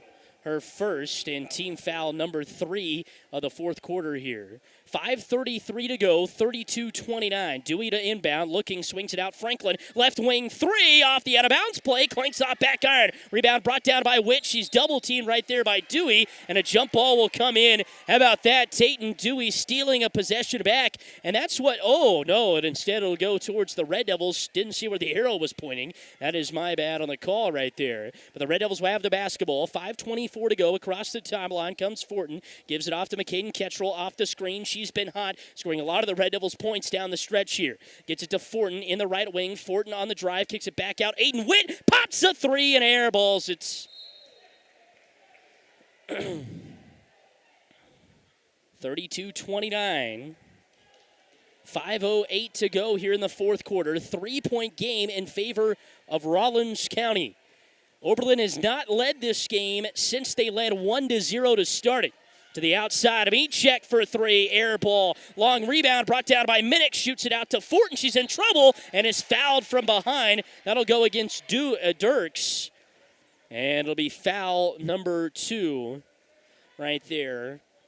Casey Dirks first. Third foul, for Dirks. 32-29, 4:50 to go across the timeline with the basketball. Dribbling with the right hand is Fortin. Tries to get it into the post there to Aiden Witt. Gives it back to Fortin. Fortin uses the screen. Pops from 18 feet. Swish! Big shot right there from Jenna Fortin for her second and third point of the game. And it's a one-possession, one-point game, 32-31. Franklin with the basketball, gets it to Dirks on the right wing. Skip pass over, stolen away, Briley Minnick, but she shoots it out of bounds. 4:23 to go, still a lot of basketball to be played down the stretch. 32-31. With the basketball will be Franklin, inbounds it, gets it out here to Lankus. Lankus swings it to Mechek, driving down the right lane line. Gave it back off to Dewey, who finds some space, shoots from 15 feet, misses. Rebound brought down Cameron Oyen. Gets it out to Jenna Fortin. Fortin looking to push ahead to McCaden Ketchell. Gets in the left corner. She'll be trapped there. Swings it back up to Jenna Fortin. Top of the key, over to Cameron Oyen. Now gets it to Briley Minnick on the right wing. 3:59 to go. Couple of pump fakes. Now driving baseline. Stops, shoots from 5 feet. Misses it, just too strong. Rebound brought down by Mechek. And receiving the basketball, the free throw line, and now dribbling it across the timeline will be Franklin. Shoots into the corner for Mechek. Mechek finds a cutting Dewey, sends it back out Franklin to Mechek. Mechek lobs it into Dewey. Dewey, couple of dribbles. She's in trouble. 4 Red Devils around her, swatting at the ball. Mechek sends it back up top of the key, this time for Franklin. Floater in the lane, missed it to Shong. And coming down with a rebound was Briley Minnick, but forcing the jump ball is Lankus. So a big-time play right there for Lankus, and it's 32-31. 32-31, 3:30 to go here before the final buzzer. And Dewey will inbound from underneath her own hoop. Red Devils down by 1. Have not led since it was 1-0 to start the game. Back out Dewey. Pump fakes the 3. Looking to get it to anybody. Double teamed. Swings it back up to Mechek on the left wing. Finds a cutting Franklin. Goes off of her hand. She's able to regain it on the right wing. Now finds a cutting Mechek. Pump fakes once. Out to Dewey. 3 ball on the way. Clanks in and out. Tapped around underneath. Aiden Witt comes up with it. Free pass ahead. Here comes Michaela Wasson. 1-on-1 with Dewey. Lays it up off glass, and it'll be too short. But a foul comes in from behind, and we'll see if she's going to head to the free throw line to shoot 2, or if it was on the floor before the layup. 32-31, and they will say it's on the floor before the layup. That's Tatum Dewey's second foul. Third team foul, so each of them just need 2 more fouls to stick each other in the bonus, and it'll be 2 free throws either way after a foul. Lobs it inside, and Fortin from 15 feet to take the lead, and she airballs it. Backside rebound after it touches nothing but air. Goes to Tatum Dewey. She dribbles it up with a right hand across the timeline. Right to left across your radio dial. Gives it off to Camden Franklin. Now to Shively in the left wing. Now back to left wing there for Franklin. Top of the key for Mechek inside Franklin. Swings it back out. Lankus, couple of dribbles, and passed it right to Briley Minnick, who's looking to charge back the other way. Lob pass over the top of everybody. Michaela Wasson in out of her hands, and she taps it out of the last second. Turnover for the Red Devils in transition. Number 15 unofficially for them. 2:36 and counting to go here before the end of the half. End of the game. 3 timeouts left for Oberlin. 3 for Atwood.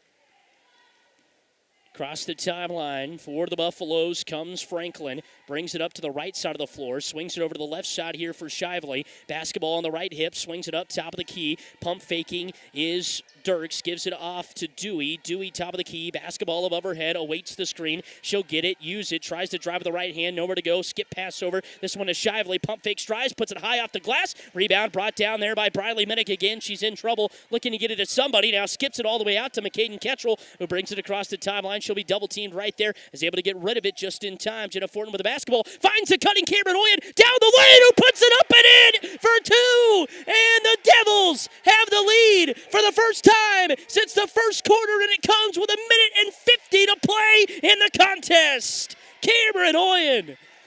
Points 5 and 6 couldn't come as big. Dayton Dewey with the basketball. Swings it over to the right wing. In trouble. Right there, dumps it off into the short corner for Dirk. She's in trouble, stolen away, bodies flying everywhere, and a jump ball will be called.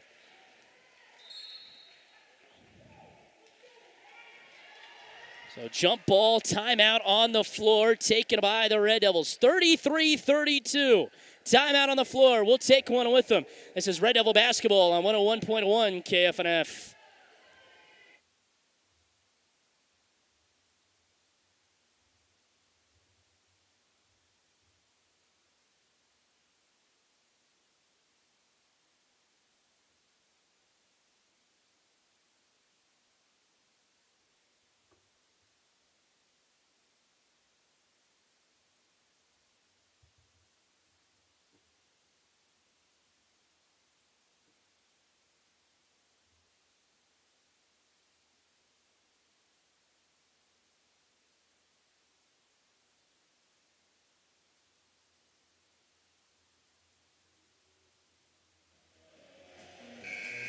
Welcome back here from Colby, 33-32. Red Devils with their first lead since the first quarter of this game. They were down 30-27 after 3 quarters, and their defense has kept them in it the whole time. Either team not shooting the best, but from 3 anyway, each team shooting amazingly, just there right to end the third quarter of play, and that's really where we got most of our points. 30-20, 32-33. Oberlin in front here with 1:27 to go. Fortin with the basketball. She's going to take as much time as she possibly can. Little 1-2-2 action here for the Buffaloes, running a little bit of a man-to-man now that I look at it. McCaden Ketchel with the basketball on the left wing. Swings it back up to the left wing there for Cameron Oyen, who will try to center up the basketball. Gives it off to Jenna Fortin. No, she fakes it. Dribbles it all the way around. Hands it off to Briley Minnick. Briley Minnick back with the basketball. And the Red Devils are going to try to stall and win this game by 1 point. We'll see if they're able to do it. Gets it to Jenna Fortin. And a timeout will be called by either Coach Gehring or Coach Hornick for the Buffaloes, and they'll say a 30-second timeout going to be called. Full timeout called for the Red Devils. So by my count, the Red Devils are down to their final timeout. We'll see if that's correct when the scoreboard pops up. 56 ticks left on the clock. Red Devils 33, Rawlins County 32. Big one coming here. And we'll see if they're able to pop off and able to win this game. Can the Red Devils do it? Man, what a game it has been. Defense, defense, defense. And that first game that Rawlins County and Oberlin played, Rawlins County hung on to win 33-26. So that tells you these teams, they know how to play defense. And each team's defense has been just so stout. So we'll see here. 1 timeout apiece for either side. 56 seconds to go. 33-32. Oberlin will inbound from across from their bench on what would be considered the north side of the court as the court runs east to west here in Colby. 33-32. 56 ticks left before the end of the game. Cameron Oyen to inbound. Looks, gets it into Jenna Fortin. Jenna Fortin is awaiting the foul, and she'll get it. So one more, and it'll send the Red Devils to the free throw line. So that foul goes against Casey Dirks, her 4th. 33-32, 52 seconds to go. Red Devils now inbound from their own bench. Oyen gets it off to Fortin, who's dribbling it around. 48 seconds to go. And Now a timeout will be called. No, 5 seconds going to be called on somebody, so they'll turn it over. I don't know what was called there, but it ends up being a turnover for the Red Devils, and here come the Buffaloes with the basketball. Franklin shoots it over to Shively. Shively on the drive, working against Aiden Witt. The ball bounces off of Witt's leg and out of bounds. 36 seconds to go. They'll have the basketball underneath their own hoop. They'll set it up across the baseline, looking to get it inbounded to somebody. Lob pass up, Mechek puts it up from 5 feet, missed it. McCaden Ketchel with a rebound. She rushes off to the right side, gets it to Fortin. Fortin with 30 seconds to go, weaving between defenders, and a foul will come in. So probably a good foul. Franklin didn't want it, but it was probably a good one. It'll send the Red Devils to the free throw line for the bonus. So at the free throw line stands Jenna Fortin, 23 of 33 last year for a 70% free throw shooter. She's 1 of 2 today. Big one coming here, and she clanks it off back iron, can't get it to go. The Red Devils have attempted 17 free throws today and have just made 9 of them. Second free throw on the way, 28 seconds to go, and it rattles home. Big free throw right there. 10 of 18, couldn't ask for anything better. Across the timeline comes Dewey, out of control, 20 seconds to go. Lobs it in, Franklin for the lead for 3, misses it too long. Rebound brought down by Witt, skipped ahead to Cameron Oyen. Oyen going one-on-one with Shively all the way to the rack, misses it underneath, but a foul will come in, and they'll send Cameron Oyen, the senior, to the free throw line with 11 ticks to go. So it's a one-possession game here. If she's able to drain both of these, it'll be 2 possessions with just 11 seconds to go. That foul goes against Shively. And the first one of the way for Cameron Oyen. Can't get it to go. Big miss. Cameron Oyen. 4 of 7 from the free throw line today. 34-32. Second free throw on the way. Clanks off side iron. Rebound brought down by the Buffaloes. Shively racing it up the left side of the floor, looking to get it to somebody. No, she's going to try to take it all the way to the rack. She does. Misses the layup. Rebound brought down by Oyen. A foul will come in. She had a clean look from 2 feet away, and it comes up just short with 2 seconds to go. Cameron Oyen will head back to the free throw line. Wow. Shively took it coast to coast. It'll be Mechek's 3rd foul right there. And so now they'll send Dewey along with Franklin back. Red Devils have nobody on the free throw line. 34-32. First free throw on the way. Drops home. Big free throw right there from Cameron Oyen. She's 5 of 9 from the free throw line. Timeout on the floor by Rawlins County. 35-32, 2.1 seconds to go. And we'll keep it right here. I'd like to thank some more of our sponsors once again. The Bank in downtown Oberlin, United Northwest Federal Credit Union, VAP Construction, and Ward Drug Store. Big thank you to all of them for helping and support Oberlin Red Devil Athletics here on 101.1 KFNF. 35-32. Oberlin, the only times that they have led today was when it was 1-0, and then they took the lead with about a minute and 50 seconds to go to make it 33-32. And since then, it's just been a couple of free throws. They give them the lead. 35-32. 2.1 seconds to go. Cameron Oyen stands at the charity stripe.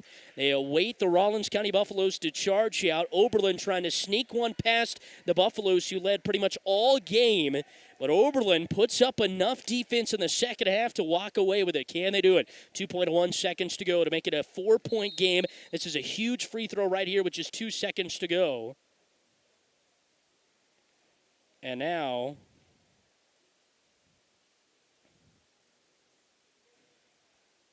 what is going on here? Officials discussing a couple of different things. And so now everything will be cleared up. And here we go. At the free throw line, Cameron Oyen, 35-32. Big free throw coming. She puts it up and missed it off the side iron. She airballed it, so it'll give them a free possession. Timeout on the floor taken by Oberlin.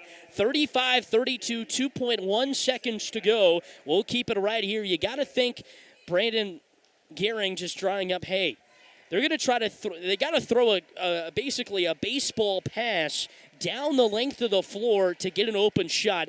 If you got some basketball buffs sitting around next to you, ask them about the Christian Leitner shot in the NCAA tournament. That's essentially what they got to set up here. Something that gets you close enough to the rim, or you can maybe just try to get it in, get it to one of your faster players, and make them have a half-court heave. It's whatever Coach Hornick wants. I would think you take the smarter percentage shot, try to get it to Dewey or Dirks, just right about the three-point line, kind of racing down the floor maybe, set something up at half court, but you got to have a long pass from the baseline. That's the main key. And then after that, you got to make the shot. 35-32. Oyen missing that free throw. So she was only able to drain one of the four there. She's now 5 of 10 from the charity stripe. Red Devils 10 of 21 as a team. Rawlins County has just taken 2 free throws this whole game. They're 1 for 2. 35-32. 2.1 seconds to go. It'll be Mechek to inbound. She's looking, gets it to Dewey. Dewey races it up, heaves it from the other free throw line, and that'll do it! The Oberlin Red Devils, who don't lead the whole game until a minute 50 to go, walk away with the win, 35-32, in the cross-state rivalry with Rawlins County. Man, what a game. Coach Gehring, kudos to you and kudos to the girls. 35-32, and the Red Devils start the season out with a much-needed win over a great Rawlins County team, 35-32. They don't lead the whole contest, except their 1-0 lead in the first quarter. Didn't lead at all after that, and instead, with a minute and 50 seconds to go, they come up with the win. 35-32, Red Devils winner. They're 1-0 on the season. Congrats to Coach Gehring. We'll take a quick break. When we come back, we will wrap things up for our girls game, get you your boys pregame show, and then it's boys tip-off between the Red Devils and the Buffaloes. That's coming up next right here on 101.1 KFNF.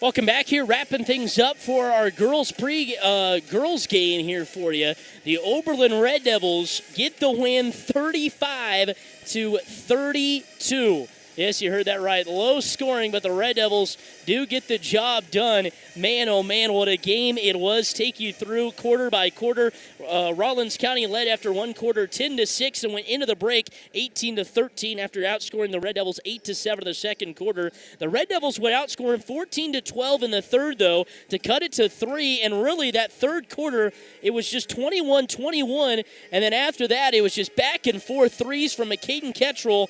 And Katie Shively, just back and forth, left and right, whatever you want to call it. They went 3-ball for 3-ball, and in the end, walking away with the last laugh was Rawlins County there in the third quarters. They led it after 3, 30-27. And then in the fourth quarter, the Red Devils outscore Rawlins County, though, 8-2 to win it 35-32. So, once again, the Oberlin Red Devils get the win, 35-32. Take you through individually for the Rawlins County Buffaloes. It is 2 points for Camden Franklin, 5 for Casey Dirks. Tayton Dewey with 12, 9 from Katie Shively, and 4 from Abby Michek. For the Oberlin Red Devils, Cameron Oyen finishes with 7, 1 point for Michaela Wasson, 11 for McCaden Kettrell, 5 for Jenna Fortin, 1 for Macy Weigel, and 9 for Briley Minnick. So it's McCaden Kettrell leading the way. She buries 3 threes, 2 in the final minute of the third quarter, and it was just enough to give the Red Devils back within striking distance. They use it and walk away with a win once again by a final score of 35-32. We'll talk more about the Oberlin Red Devil girls game at halftime, when we'll hopefully be able to sit down and talk with head coach of the Red Devils, Brandon Hardwick, at halftime of the boys game. But we'll get you to the boys Red Devil courtside coming up here for you in just a few seconds. Once again, it's a Red Devil girls winner tonight, 35-32. We'll be back with Oberlin Red Devil courtside for the Red Devils meeting up with the Rawlins County Buffaloes boys action coming up next right here on today's Best Country 101.1 KFNF.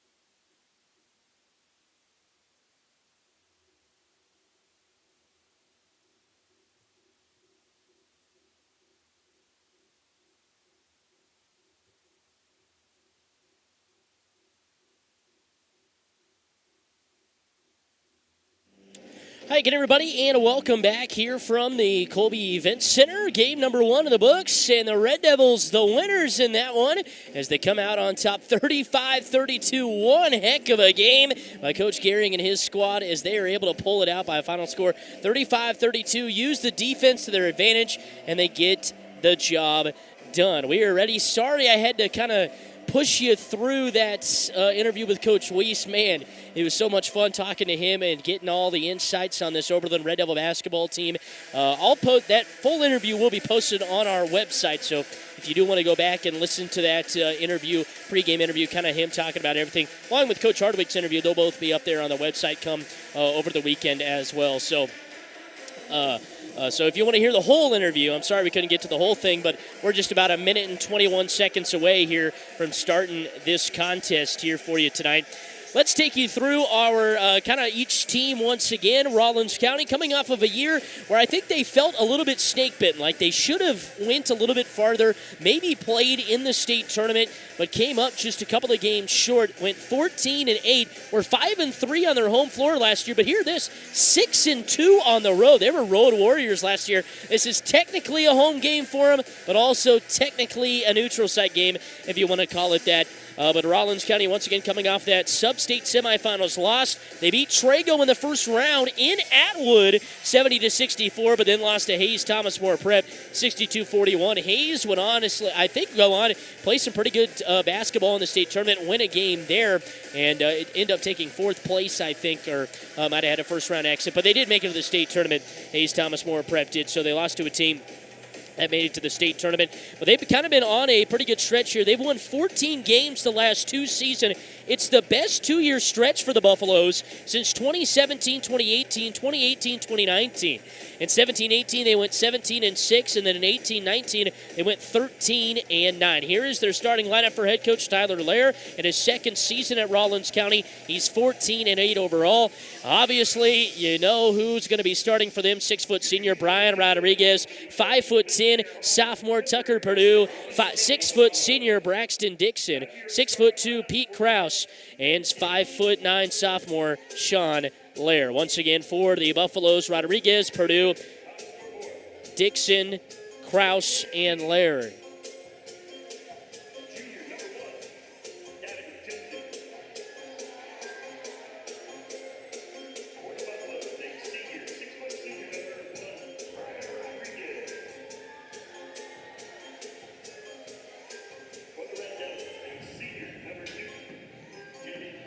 And here is, we'll get you the starting lineup here for the boys in just a second. All right, we're ready to go now. Sorry, I marked down, if you want to know why, I marked down the girls starters on my boys lineup, so that's how that works. Starting lineup for Coach Brad Ois's Oberlin Red Devils in his second year at Oberlin, 3-18 overall record, but he knocked off that 48-game losing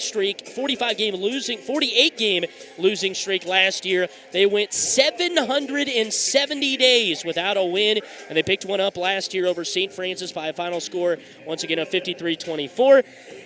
Starting lineup for the Oberlin Red Devils at the guard spots tonight. You'll see Davin Jensen, a junior, Jaden Capuzzo, senior, Bryson Kettrell, a freshman, Gage Willoughby, a freshman, and Tyler Osmeyer, a sophomore. Once again, for the Oberlin Red Devils, Jensen, Capuzzo, Kettrell, Willoughby, and Osmeyer. They're going to be quick. They're going to be fast. They're lengthy. The Red Devils and the Buffaloes. The Buffaloes, obviously, on the football field, making all over the regional round.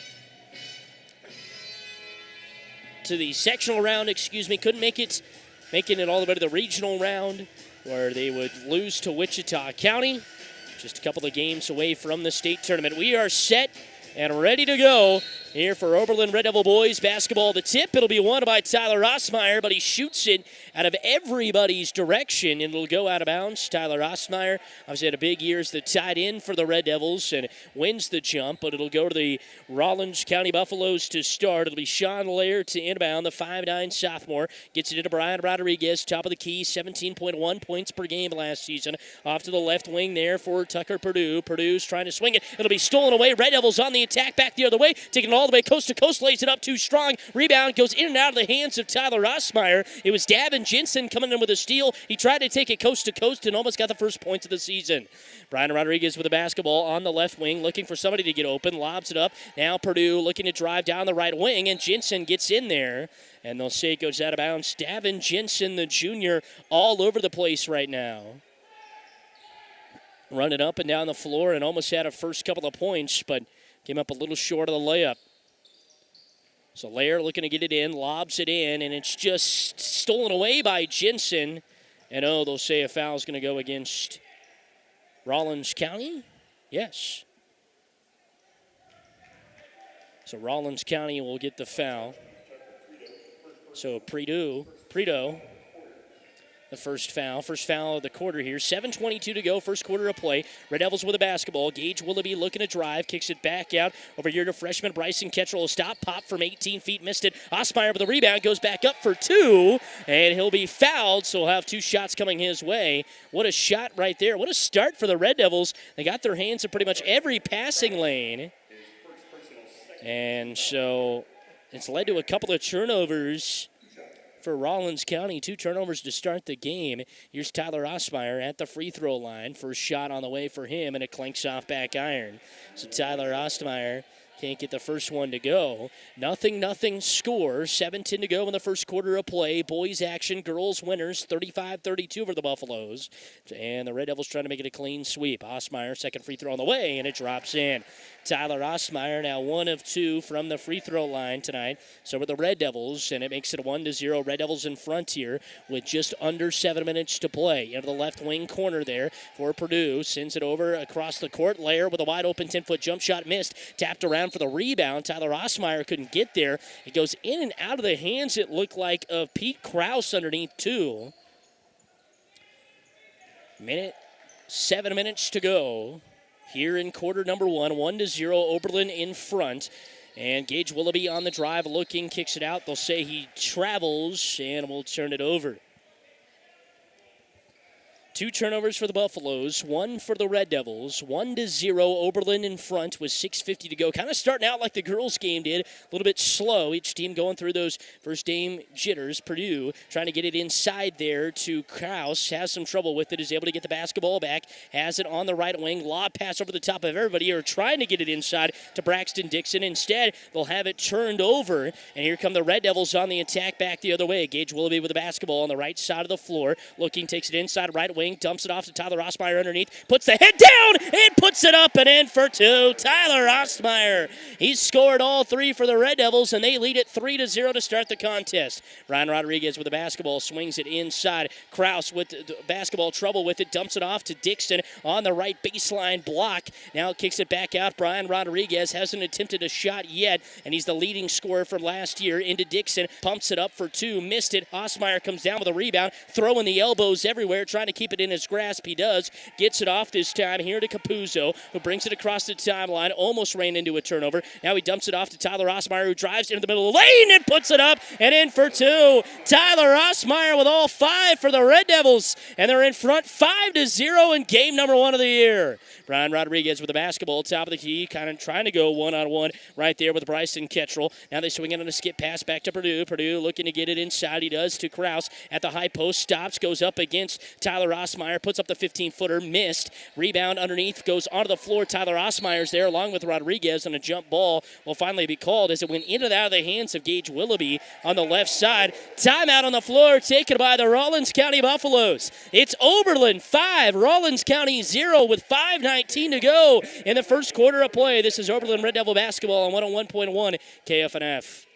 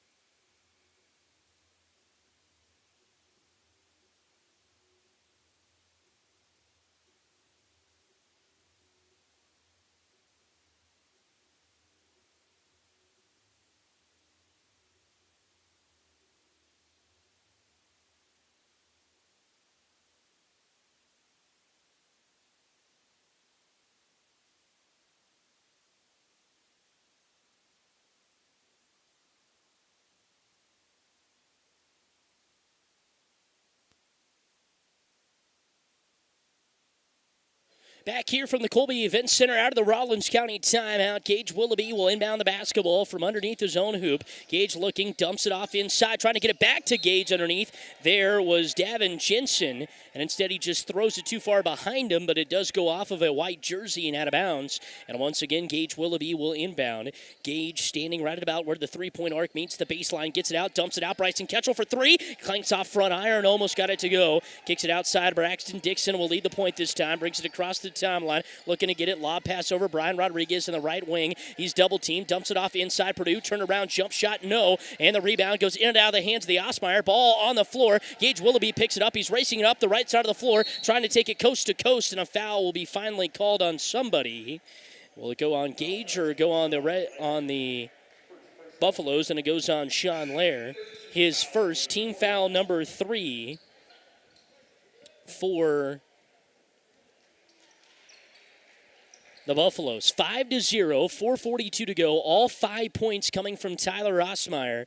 Anytime they've been able to get it to him underneath, he's been able to do some damage. Looking to get it in, lobbing it up. It's just going to be too short and turned over. Quickly back the other way. Brian Rodriguez in space, going 1-on-2, weaving between defenders, and will be fouled from behind as he comes up with a big-time lay coast-to-coast try right there. Only the second turnover for the Red Devils so far.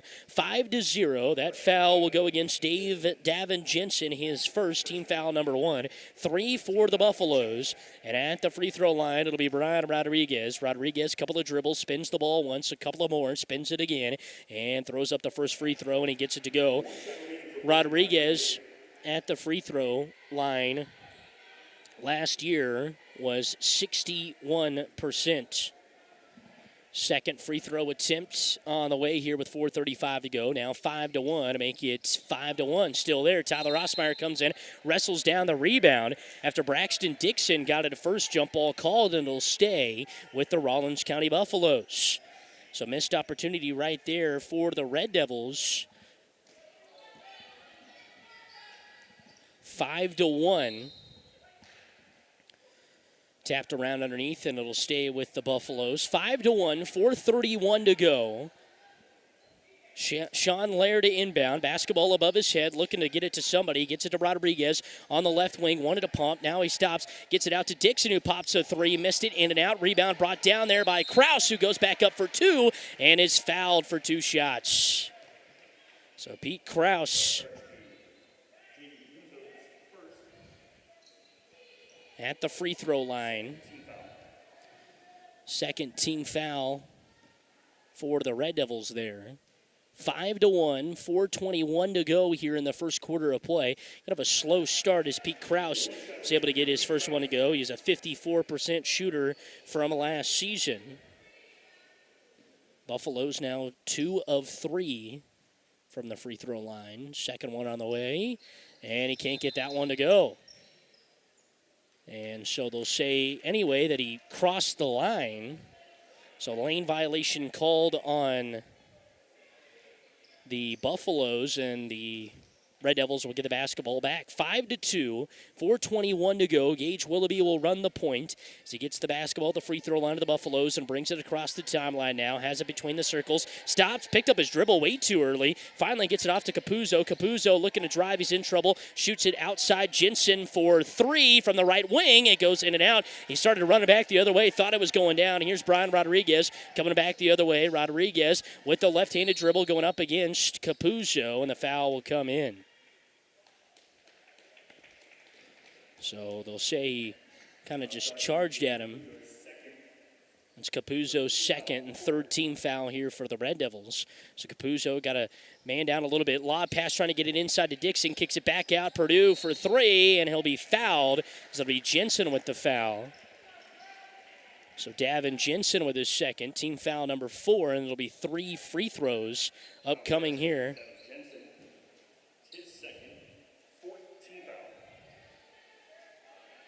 First shot's coming here for Purdue, and he banks the first one in. I guess that's a way. So Prito able to get the first one to go. Second one on the way, and he gets that one to go too.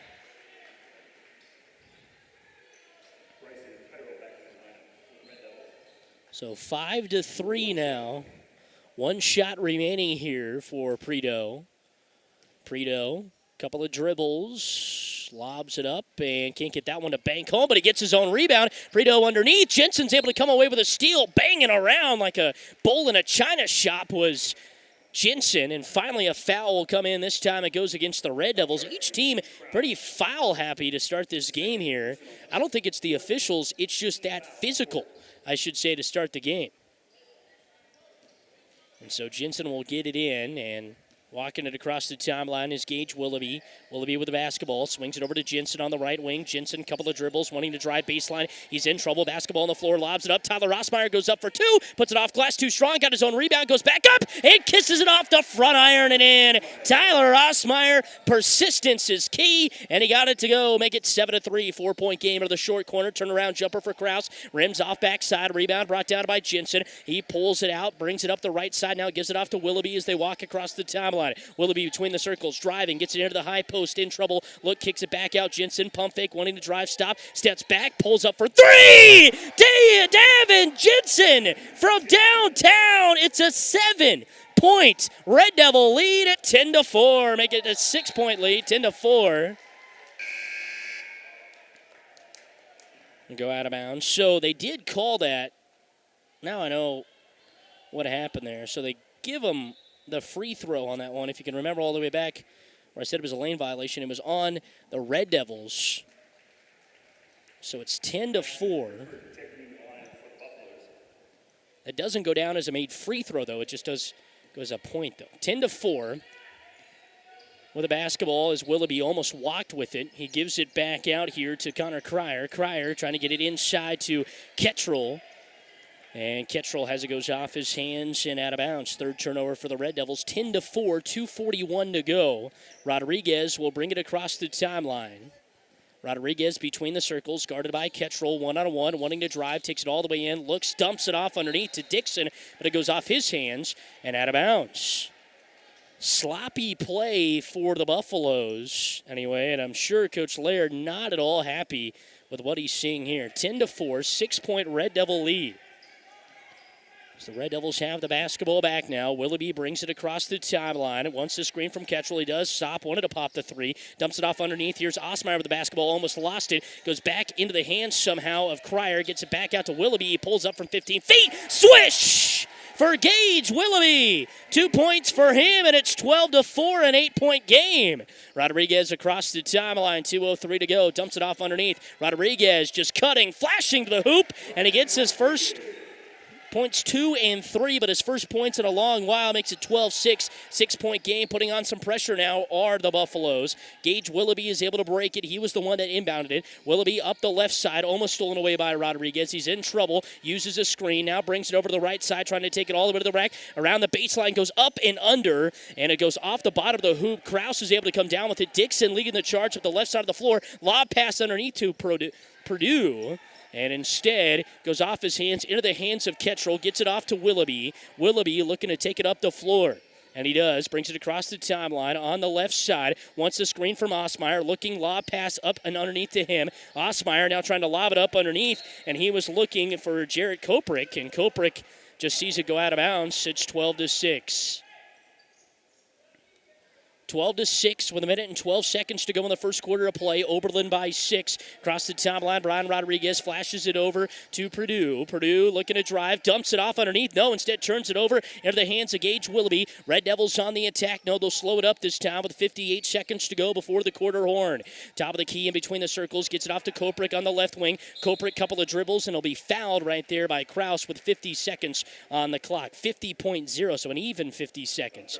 12-6, Red Devils in front. Rawlins County certainly playing a little bit sloppy to start. A lot of fouls, a lot of turnovers. They've already had 5 turnovers alone here in this first quarter to the Red Devils 3. I mean, each team with a few turnovers, but it seems like the Red Devils have been able to cash in. And this is a 2-shot foul shot here after that foul right there. And Koprick misses the first free throw. Second one coming here for Koprick. 12-6, Red Devil lead, 50 seconds to go. Koprick's second free throw, clanks off back iron. Osmeyer rebound, goes back up with it and puts it in. Tyler Osmeyer, the offensive rebound, and he puts it back and up and in. 14-6 here with just under 40 seconds to play. With the basketball on the right side of the floor are the Buffaloes. It's Rodriguez with it on the left wing, dribbling, working against Ketchel. Now with one to drive, baseline, he's trying to take it all the way in, wraps it up and underneath and puts it off glass and in. Brian Rodriguez with 5 points, and it makes it 14-8. And the Red Devils will have the basketball and probably a final shot try here with 19 seconds to go. Gage Willoughby with the basketball, dumps it off over there, and on the drive, no, popping it up from 15 feet, clanks off side iron, rebound brought down. On the shot, it was Connor Cryer. Back the other way, Dixon looking ahead to Bordeaux. Bordeaux with the basketball, dumps it off underneath to Dixon, working against Osmeyer, trying to dump it off underneath. Osmeyer will end up with it with his hands, 0 seconds on the clock, and that will take us to the end of the first quarter of play. 1 quarter down. 14-8. Oberlin in front. Maybe a little bit of a stunner. I don't know. Oberlin in front, 14-8. Oberlin, Red Devil basketball on 101.1 KFNF.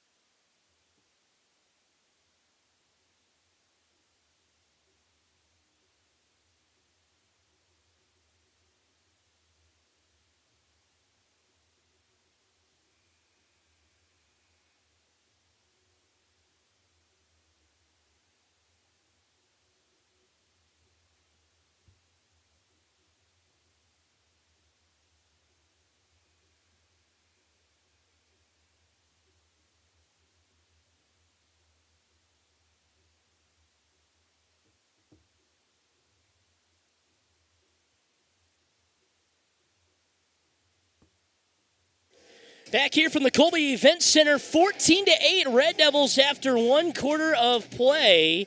And boy, oh boy, if you're a Buffaloes fan, kind of surprising. This is a Red Devils team that went 3-18. The Buffaloes beat them last year 60-27.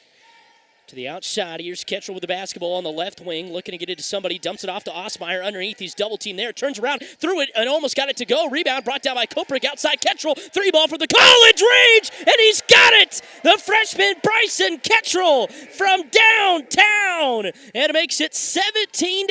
It's a 9-point game with 7:30 to go in the second quarter. Swing around, skip pass across the way there to Rickford. Gets it underneath, back out to Rickford now, in between the circles. Sends it back up top of the key. Rodriguez on the drive down the left lane line, looking to get it back out. He does after he lost it. Dumps it off underneath, and Lair is able to put it up and in for 2. Sean Lair with 2, and he makes it 17-10. It's a 7-point game in favor of the Red Devils. 7 minutes to go here before the halftime break. Off the screen goes Willoughby, trying to take it all the way down the right lane line. He does, puts it up from 15 feet, missed it. Lair will come down with a rebound, looking to push, brings it up the right side of the floor, one-on-one this time with Cryer, in trouble, sends it back out, pump fake for Dixon, driving down the right lane line, trying to dump it off underneath. He can't. He was looking to get it into Chumley, who just didn't even know the ball was going to come to him, and it results in a turnover, number 6 for the Buffaloes, 17-10 with 6:45 to go. With the basketball in between the circles is Ketchel, just hit the 3, gives it back out to Cryer. Cryer dumping it off underneath. Tyler Osmeyer turns, spins, shoots, too strong off the back iron, tipped around and finally brought down right there by Henriksen. Henriksen looking the charge up the other way. Now it's Rodriguez with a pump fake, and instead they'll call a travel. He missed the 3 anyway, but one thing you saw down the stretch there, Brian Rodriguez started driving the ball a little bit more. Seemed like he was looking to pass a lot there in that first part of the first quarter, and then after that he finally started to drive, took it to the rack, and scored a few buckets. We'll see if he wants to do that in the second quarter here. With the basketball is Gage Willoughby. Might have double dribbled, but instead gets it off to Koprick underneath, who puts it up. It's just too short. Tyler Osmeyer gets his hand in there, and they'll say it goes out of bounds off of the hands there of Ostmeyer and out of bounds. 17-10, 6:07 to go. Red Devils with the basketball. Buffaloes with the basketball here. Thanks for joining us here on 101.1 KFNF as well. We are live on the YouTube channel. Do you want to give you discretion? There's no scoreboard up there. Got too many working parts here. I can't do the scoreboard and do my stuff and do everything else. But it is up. We are live, so if you want to watch it live, the audio synced up to 17:10, 6 minutes to go. That's on our YouTube channel, 101.1 KFNF in the YouTube search bar. Into the corner.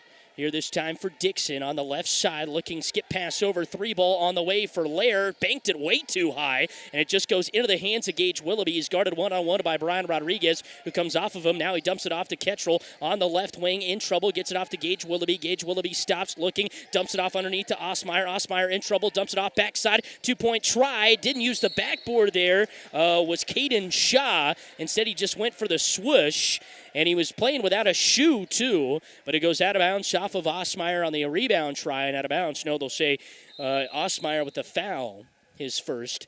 Team foul number 1 of this second quarter. Shaw will stay in, but he's trying to relace the shoes up real quick. 17-10, 5:32 to go here in the first quarter.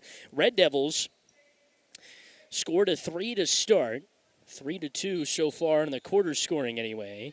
On the normal scoreboard, 17-10, 5:29 to go. Across the top line comes Rodriguez. In between the circles, looking, gives it off left wing Lair. Basketball above his head. Dumps it off into the short corner for Dixon. Dixon now dribbles out. And instead, what are we going to have? 3 seconds is going to be called, as working underneath there is Austin Chumley, the 5'9 sophomore for the Buffaloes. And he's in the lane a little too long, so a turnover again for the Buffaloes. Number 7 of this first half. 17-10, 5:12 to go here in the second quarter of play. Across the top line comes Willoughby, uses a screen to his left, dumps it off this time to Shaw, gets it back to Kettrell, pump fakes. Kettrell looking to drive. No, instead he'll have the basketball stolen away there by Perdot. And Perdot has it go off his hands and out of bounds. He almost had a breakaway steal. Kettrell tried to hand it off and just didn't do it at the right moment, and Perdot was just able to get in there and steal the basketball away. Willoughby with the basketball, guard on guard screen a couple of times then, lobs it over to Kettrell, stops, pops the 3 again, in and out. Osmeyer comes up with a rebound. No, they'll say he goes over the back, and that's what Osmeyer's got to look out for. He's, listed, I think in football it's 6'3", 6'4".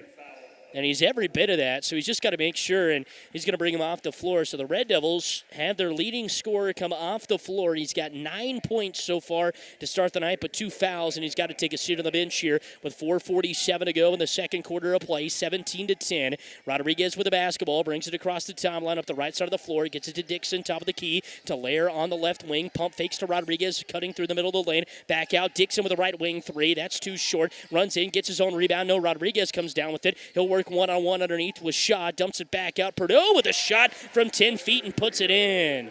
So Perdot puts in his third and fourth point of the night and makes it 17-12, down to a 5-point game. Has been as high as 9 for the Red Devils. Willoughby in trouble, dumps it off there to Caden Shaw, gets it back. Willoughby taking it all the way to the rack, stops. Now instead pops from 15 feet, backside board by Kettrell. No, Dixon's able to come down with it. Kettrell, all 5-4 of them, was almost able to go up against Dixon there. Out to Rodriguez, wanted to shoot the 3. Instead takes it all the way to the rack, works around Koprick, and puts it up and in for 2.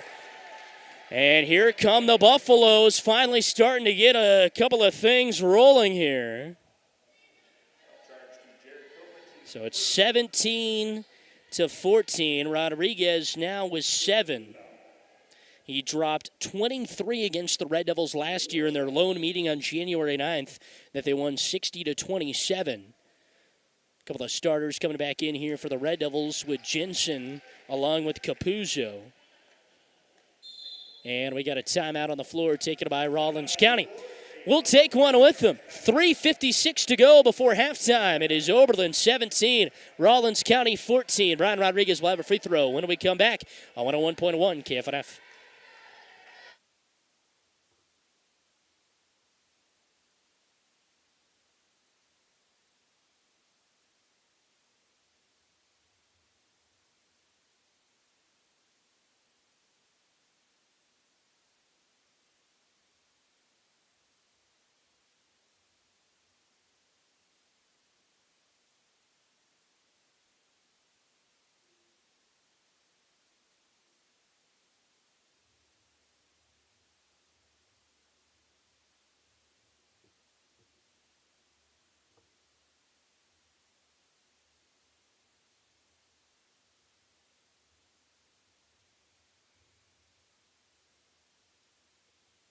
Welcome back here from the Colby Event Center. Second quarter of play, 3:56 to go. Brian Rodriguez will have a free throw coming out of this timeout here.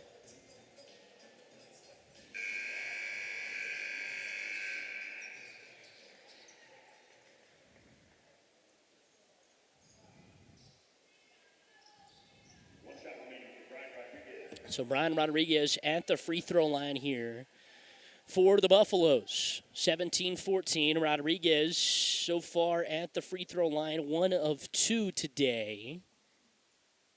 And that one drops in, so make it 2 of 3. 8 points for him.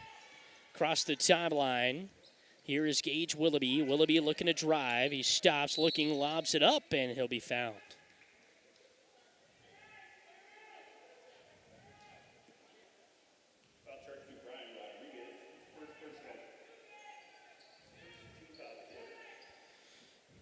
So Brian Rodriguez called for the foul there. Red Devils will inbound it in front of the Rawlins County bench. They get into Koprick, back out. Jensen pops a 3, airballed it too long. Backside board brought down right there by Lair. Dumps it off to Dixon. Dixon running up the left side of the court. Now he kicks it back out. Brian Rodriguez with an NBA range, the college range 3, and he missed it, Rebound brought down right there by Kettrell. Across the timeline will come Willoughby. Willoughby brings it across the timeline, dumps it off to Koprick. Now gets it back out to Kettrell on the left wing. In trouble is Capuzzo. He's got the basketball on the left wing, dumps it off to Koprick underneath, who wanted to go off the left shoulder. Instead, dribbles it off his own hand, and that will go out of bounds off of Capuzzo. And so the Red Devils turn the basketball over. So kind of a weird possession there. Gets it outside, popping a 3 right there is Lair with a first shot. Rebound brought down by Capuzzo on the backside.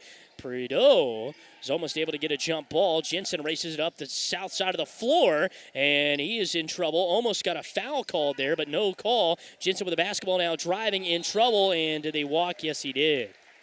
So he wanted to get it to Koprick and instead try to go outside there to Kettrell, and it'll go out of bounds. 17-15. Red Devils led 14-8 after one quarter, and the Buffaloes have settled in a little bit here and have went on a nice run, 7-3 run to start this second quarter of play. To the outside with the basketball is Dixon, wanting to drive, takes it all the way in, lays it up, missed it too strong, and underneath, is there going to be a foul call to the Red Devils? There is, as going in for the rebound right there was a couple of Buffaloes, and finally the foul is going to be called on Jensen. That is his third foul for him. And third foul for the Red Devils. So Red Devils kind of in foul trouble here. Had a lot of fouls in the first couple of quarters. 18-15, 2:30 to go before halftime. And with the basketball to inbound it will be Prideaux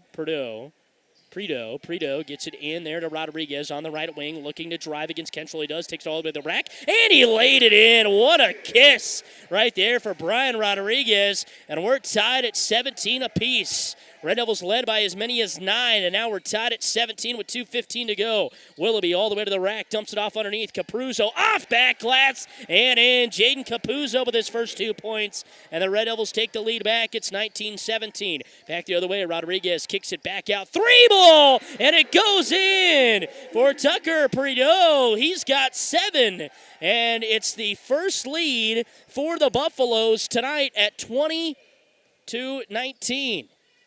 Is what I have it is. They have it 20-20 on the scoreboard.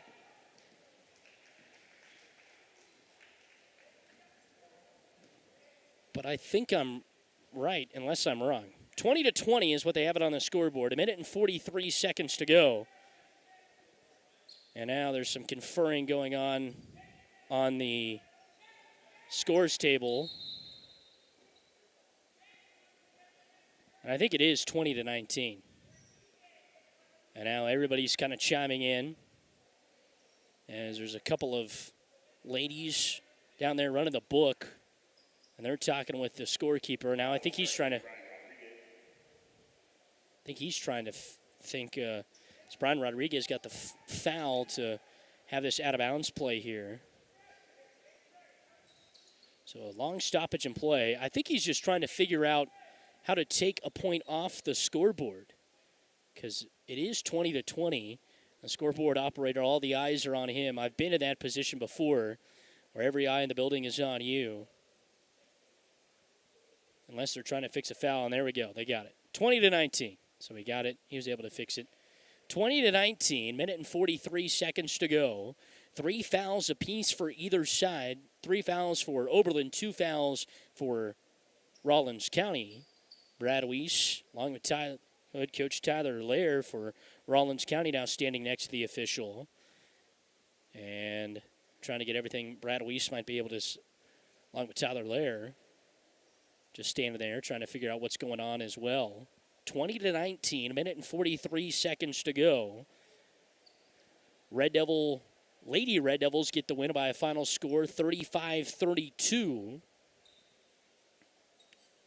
And so the other thing that he had to do as well as the scoreboard is popped up, and then on either side, Red Devils are charged with 14 fouls currently on the quarter. And so they also had to fix a foul as well. So, okay, so that's what was taking a while too. Must have had to go in and fix a foul, but he also had to go in and he put a 3 in there for Capuzzo instead of a 2, so he had to probably go fix his score. But on either side of Oberlin or Rawlins County, they have a little tracker of points and fouls and stuff like that as well. 20-19, Red Devils win bound across the way from the Rawlins County bench, lobbing it across the court. Willoughby's able to track it down. Now he stops and pops an 18-foot jump shot out of control, and a lot of wrestling on going down underneath, and Jaden Capuzzo will get called for the foul.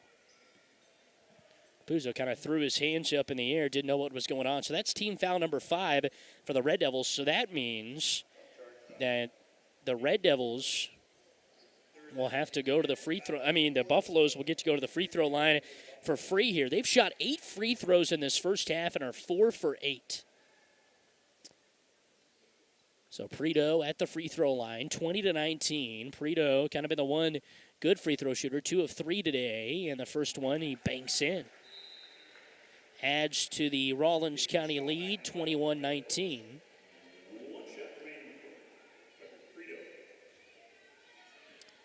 Preto back at the line again. Second one out of the way, and he missed it too strong off back iron. Rodriguez able to bring down the offensive rebound, though. Rodriguez with a basketball stop, wanted to pop the 3, instead brings it down, trying to get it underneath there to Beckett Dixon, and instead Braxton is able to get it, kicks it back out. Preto for 3, clanks off front iron, everywhere around. Braxton Dixon comes down with it. Now Brian Rodriguez for 3 from the left corner. You can't give him that much space. He'll make you pay, and he does. It's 24-19 here in quarter number 2.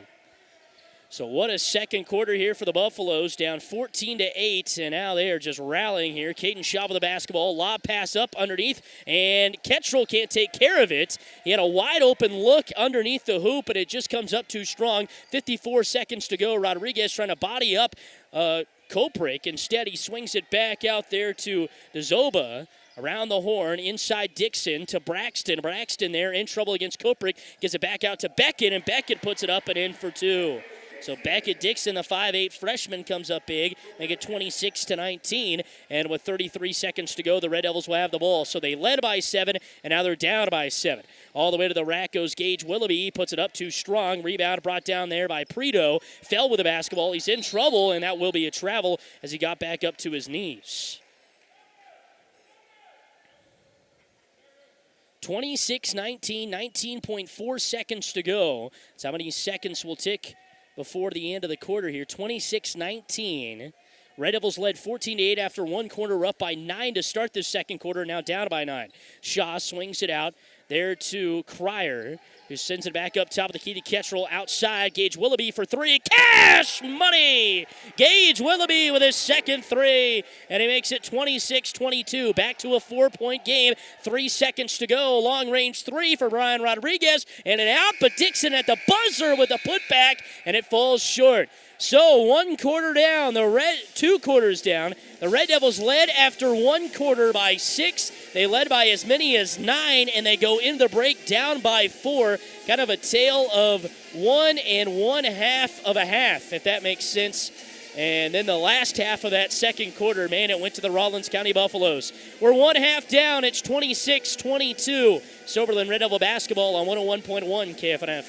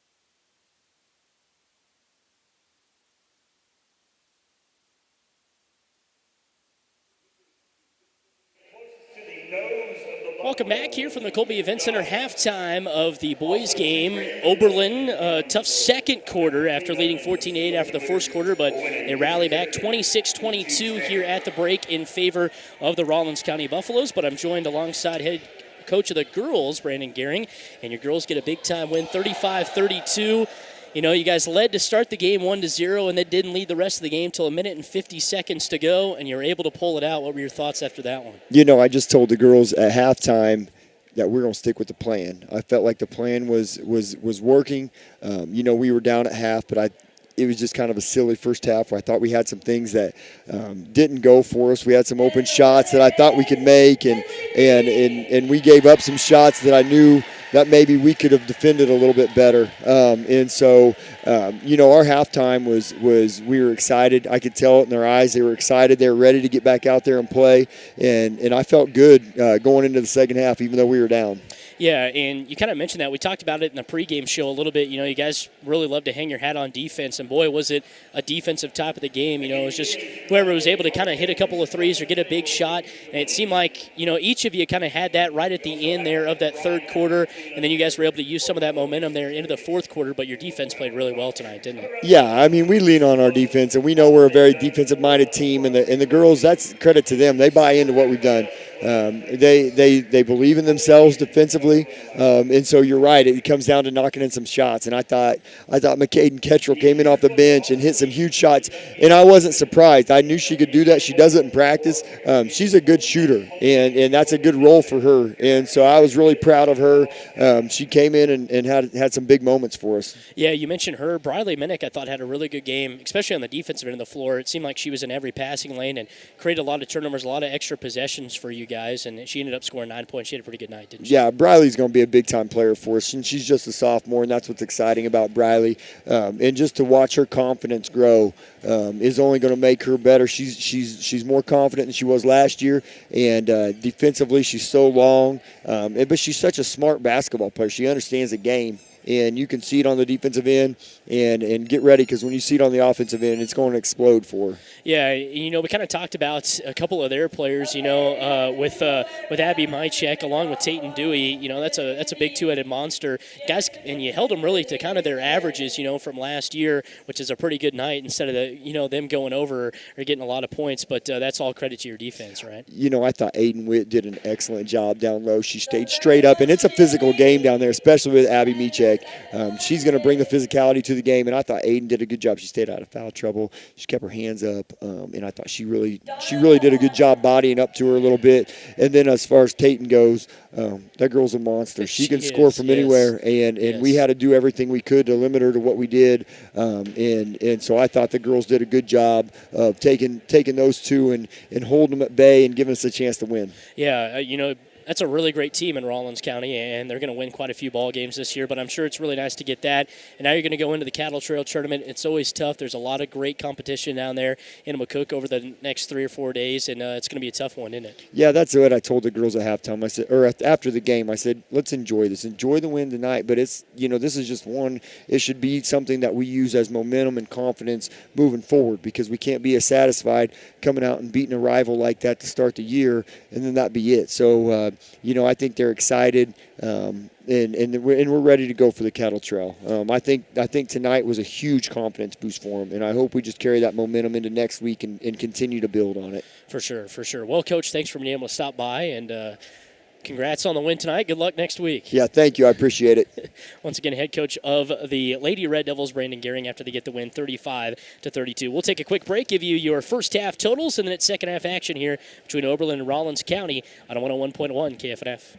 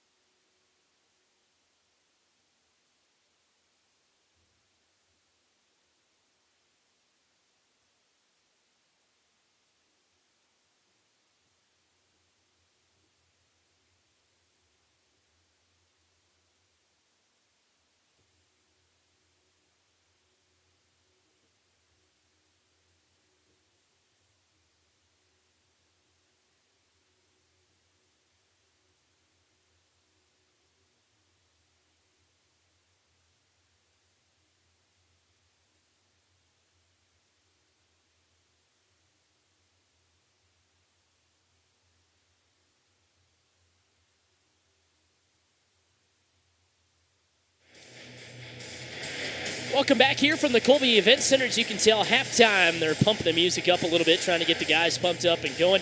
26-22, Rawlins County in front. Before we go on and do anything else, I do have to mention I got slipped it right as I was making my way in. But they wanted to let me know that the FFA beef raffle is going on right now. It's quarter of a cow that you can get, approximately 200 pounds of meat. They'll have roast, cube steaks, and hamburger all in it. They're giving away as a raffle. It's $20 per ticket. $40 for 3 tickets. And all you got to do is ask any FFA member that you see for some tickets. And they will hopefully, they'll probably have those things in every pocket trying to sell them. But FFA beef raffle, they're giving away a quarter of a cow. Can't beat that. Approximately 200 pounds of meat. I don't know what I would do with that much. But 26-22 here at the break in favor of Rawlins County. Oberlin led 14-8 there after the first quarter, and then it was reversed, and Rawlins County won the second quarter 14-8, 26-22. Take you through your scoring. Brian Rodriguez with 13 at the half. Tucker Prideaux with 8. 2 from Beckett Dixon, 1 from Pete Krause, and 2 from Sean Lair. One player that we haven't seen score yet is Braxton Dixon. Certainly had a couple of opportunities, but just hasn't been able to get him to fall. Then on the Red Devil side, Davin Jensen with 3, Jane Capuzzo with 2. 3 with Bryson Kettrell, 6 with Gage Willoughby, and Tyler Rossmeyer with 9. They really missed him. He picked up 2 fouls with about 4 minutes to go, and that's when really Rawlins County went on their run to take the lead.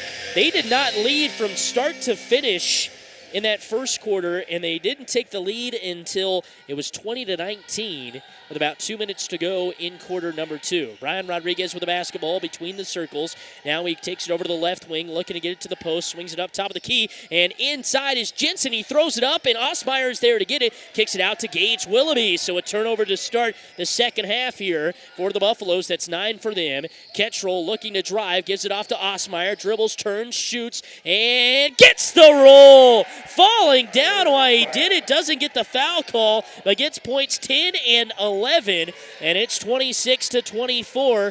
Big time possession right there, and down underneath with the basketball, and they'll say a foul is going to be called on the Red Devils, and that'll go against Davin Jensen. That's his fourth. Jensen, very defensive-minded player, and just loves having it in. So Jensen's going to come out with his 4 fouls with 7:18 to go. He'll take a long walk back to the bench. 26-24, 7:18 to go here in quarter number 3. Red Devils down by 2. Inside to Prideaux. Prideaux looking to get it inside. Lobs it across court there to Krause on the left wing. Krause now centers it up between the circles. Working against the 2-3 zone. Into the corner for Prideaux. Prideaux for 3 has hit 1. Can't get that one to go. Osmeyer with a rebound. Long pass out to Kettrell. Prideaux is able to save it. And then he knocked Kettrell over in the process as well. But Kettrell gets up. Looks like he's going to be okay. Hobbling a little bit. And now 7 minutes to go here in quarter number 3. Koprick to inbound. Koprick lobs it into Osmeyer. Churns faces up. Wanted to shoot. Now they'll just give it into Koprick underneath, who puts it up off glass. Too strong. Rodriguez come down with a rebound. Races it up the right side of the floor. Rodriguez will stop. Wants to pop. No. Now he takes it all the way to the rack. Goes up one-on-one with Osmeyer. Misses the layup. Rebound brought down by Capuzzo. Gets it out to Willoughby. And Willoughby will walk it up the floor. Bring it between the circles with 6:40 to go. 26-24 Buffaloes. Off the screen. Gage Willoughby for the lead, misses it offside iron. Rebound comes down and into the hands of Dixon, but he lost it, and then it goes out of bounds. Does it stay with the Red Devils? And it does. So how about that? Braxton Dixon has trouble regaining the rebound after he lost it. Goes out of bounds off of him. Koprick will inbound from underneath his own hoop. Red Devils in a line, kicks it out to Willoughby. Pump fakes, drives, dumps it off to Osmeyer. In traffic, still able to get it up. Missed the put up. And it's brought down by Dixon, and he races it back the other way. Dixon over to Rodriguez on the right wing, almost traveled. Finds a wide open layer from 15 feet, misses it, backside a rebound. Brought down by Capuzzo after he tipped it a couple of times to himself, and a foul will come in on Prideaux. So the Red Devils will have the basketball once again. 26-24, 6:11 to go. Physicality has been notched up again, just like it was to start the game. And then we went for a little bit of a lull there where there was some scoring, but it still was physical. 6:07 to go here in the third quarter of play. Willoughby across the timeline, drives to the left wing, almost has his pocket picked. Now he's trouble up against his own sideline in front of his own bench, and a foul will be called on Prideaux again. So Prideaux, in a matter of just 30 seconds, has 2 fouls called against him. Again, charge to Tucker Prideaux. So Prideaux now with 3 fouls, and it looks like Lair's going to be able to leave them in, though. Willoughby will inbound just off to the right of his own bench, looking, lobs it into Ostmeyer. Ostmeyer turns, faces up, in trouble. Look, kicks it out. Ketchel with a pump fake, driving into the lane, lost it on his way down there, and a foul will come in. And this one looks like it'll go against Lair. No, excuse me, to Braxton Dixon. His first foul, and team foul number 3. So again, Gage Willoughby will inbound in front of his own bench, gets it to Ketchel. Ketchel basketball above his head, back to Willoughby on the left wing. Willoughby lob pass inside Ostmeyer, pump fakes, turns, spins, puts it up off glass. No, they'll call a foul on the floor first. He was able to get it to drop home. Tyler Ostmeyer, big scorer from last year for this Red Devil squad, and so far he's got 11 tonight. 26-24. And that foul goes against Dixon, his second, 4th foul. 3 ball on the way there for Ketchel. Missed. Backside rebound by Capuzzo. Dumps it off to Ostmeyer. Dribbles once. Kicks it back out. Gage Willoughby for 3. Clanks offside iron. Rebound brought down by Brian Rodriguez. Rodriguez coming back the other way. Races it up the left side of the floor. He'll stop at the left wing. No, drives all the way in. Lays up the floater. Puts it up too strong. Ostmeyer with a rebound. Looking for his outlet. Now he just throws it down the floor to Ketchel. Ketchel waiting for everybody to get there. Now throws up the layup, and it'll be fouled by Prideaux again. And that is Prideaux's 4th foul with 5:17 to go.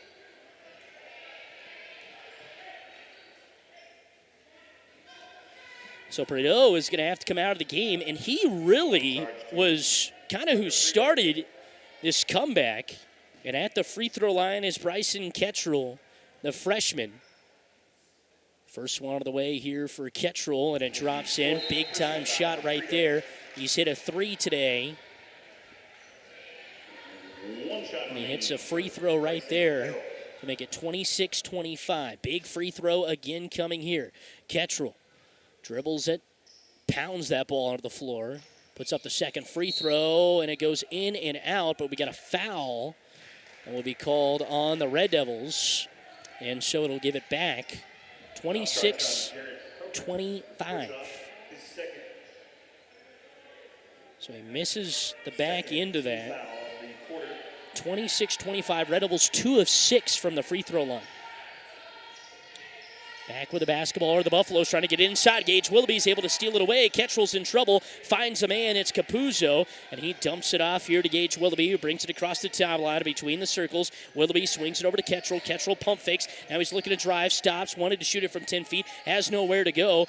And he's trying to get it to Ostmeyer, who's wide open. Now Capuzzo on the drive. Looking. Still looking. In trouble. Lob pass up to Ostmeyer. That time it wasn't there. Stolen away. Capuzzo gets his hands in, but it's a turnover for the Red Devils. They're 6th, and it's 26-25 across the timeline. They go to Rodriguez, brings it back up top of the key. Long range 3 right there, goes offside iron. Capuzzo is able to bring it down. The 3 came from Rickford, gets it off to Koprick, back to Capuzzo. Capuzzo will lead the charge back the other way for the Red Devils. Stops, top of the key, wants to pop. Instead, he just keeps it in his pocket. Looking, lobs it up underneath there for Ostmeyer, dribbling it a couple of times into traffic, and a foul. No, jump ball will come in.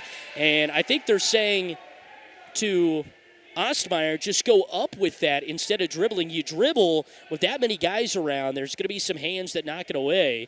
That's what Brad Weiss said, hey, just go up with the basketball right away when you're that close.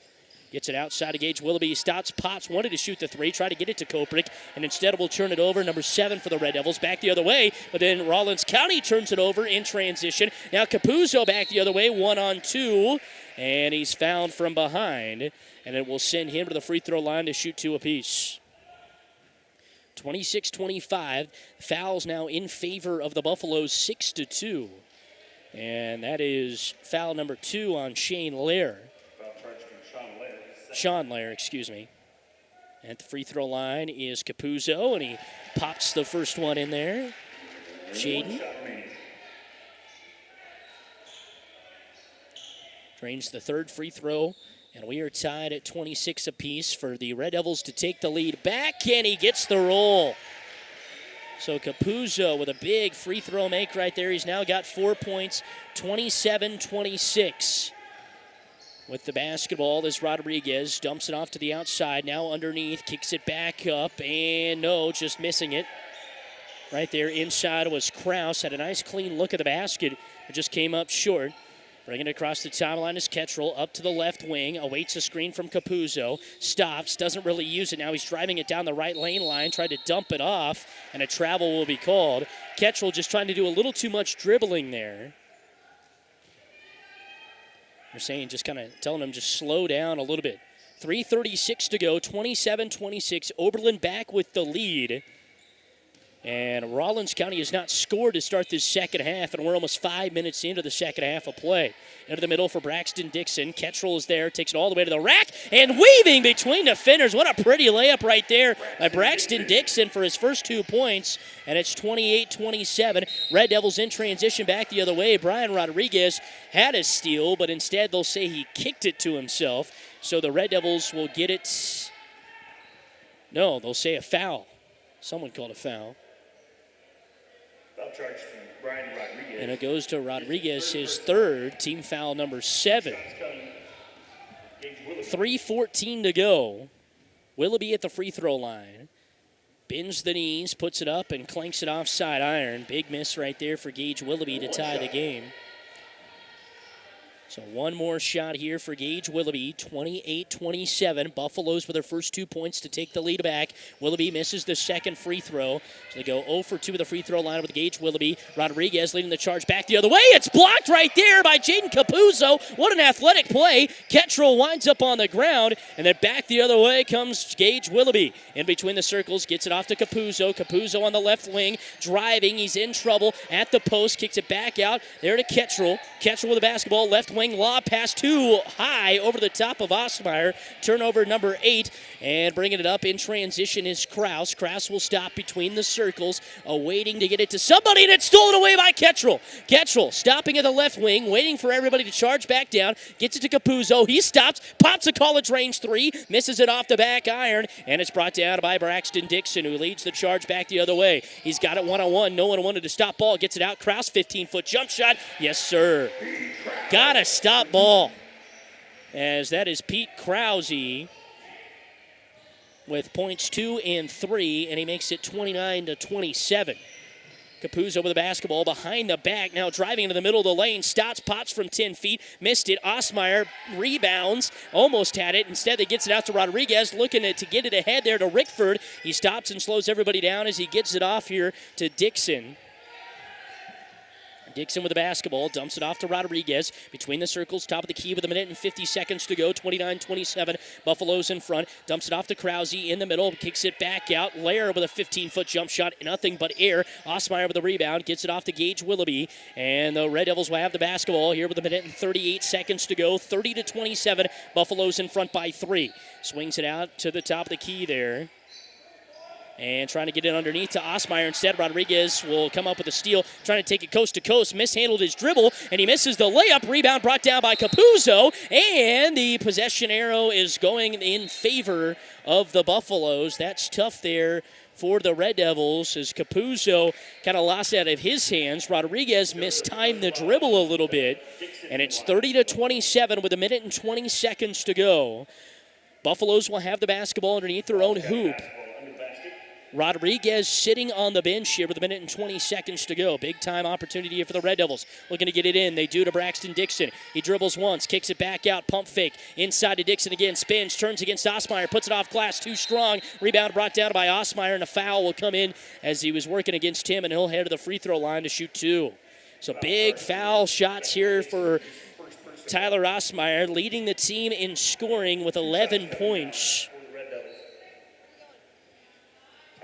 30-27. What a third quarter here. So Tyler Osmeyer at the free throw line, shooting 2 with 1 minute and 11 seconds to go, and he misses the first one. Big miss right there for Tyler. One shot remaining. Tyler now 1 of 3 from the free throw line. 11 points, and can he make it 12? Yes, he does. So he puts himself at an even 12 as he pops home the free throw. to make it 30-28. Red Devils down by 2 with a minute to go here in the third quarter. Osmeyer with a steal, looking to get it ahead. Willoughby throws it ahead to Kettrell. One-on-one with Rickford, takes it all the way to the rack, puts it up. It's too short. Coming in to get it is Caden Shaw. Couple of dribbles along the baseline with 55 seconds to go. And Capuzzo holds it. Now he drives baseline, and he travels with the basketball. And Brad Weiss was saying, hey, let's get it back up to Gage Willoughby, set up the offense. Instead, Capuzzo thought he could maybe get a quick score in. And with 50 seconds to go, it's 30-28. Back with the basketball are the Buffaloes here in the third quarter. 47 seconds to go. Across the timeline, Willoughby almost with a steal. In trouble right there. Here's Beckett Dixon getting it inside to Krause. Osmeyer almost got a foul. Kicks it back out. 3-ball on the way. Air ball tapped around underneath. And who are they going to say has it? They'll say the Red Devils will take care of it. And the Red Devils will have a shot here with 35 seconds to go to tie this contest with the clock coming down. 26-22 at half. Rawlins County has just put up 4 points in this third quarter. Gage Willoughby using the screen from Osmeyer. Looks, pops it back out to Osmeyer. Back down to Willoughby, who's wide open underneath the hoop, but he got too far underneath there. Now it's a jump ball underneath. The possession arrow pointing back to Rawlins County, and the Buffaloes will get it back with 19.6 seconds to go. 30-28. Golden opportunity there for Willoughby, but just got too far underneath the hoop. Rickford runs it across the timeline, looks, swings it out inside. Krause, turnaround jumper from 15 feet, too short, and ran down by Caden Shaw. Looks to get it to somebody, gets it to Willoughby with 5 seconds to go. Willoughby racing it up, middle of the floor with 3, with 2, pops a long NBA range 3, and it goes air ball to end the third quarter of play. 30-28. Our score after 3 quarters of play. We'll be back with fourth quarter action. It's Oberlin Red Devil basketball on 101.1 KFNF.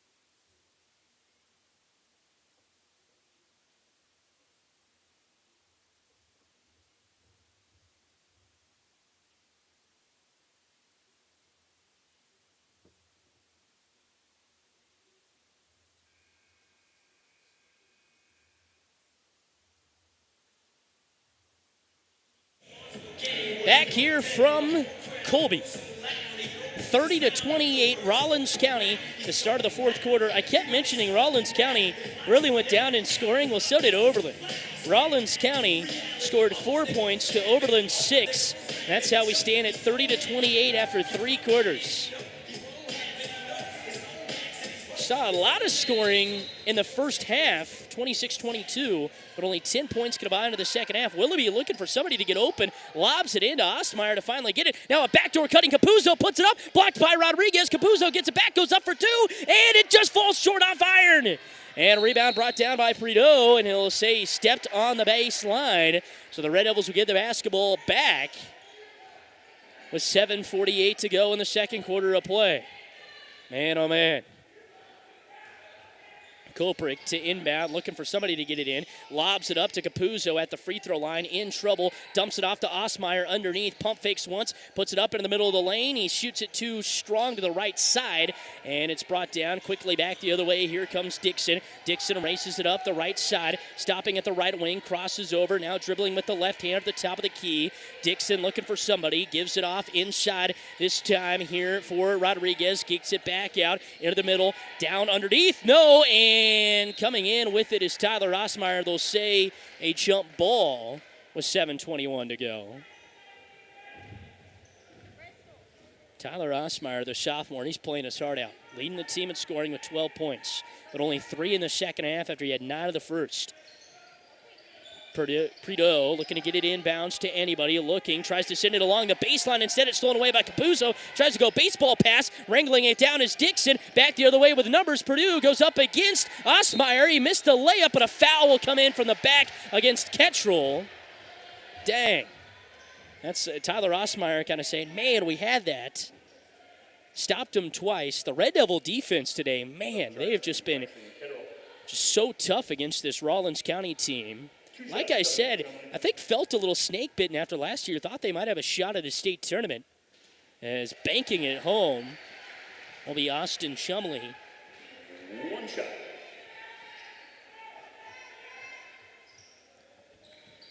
Austin Chumley back at the free throw line. 31-28, three-point game, and he...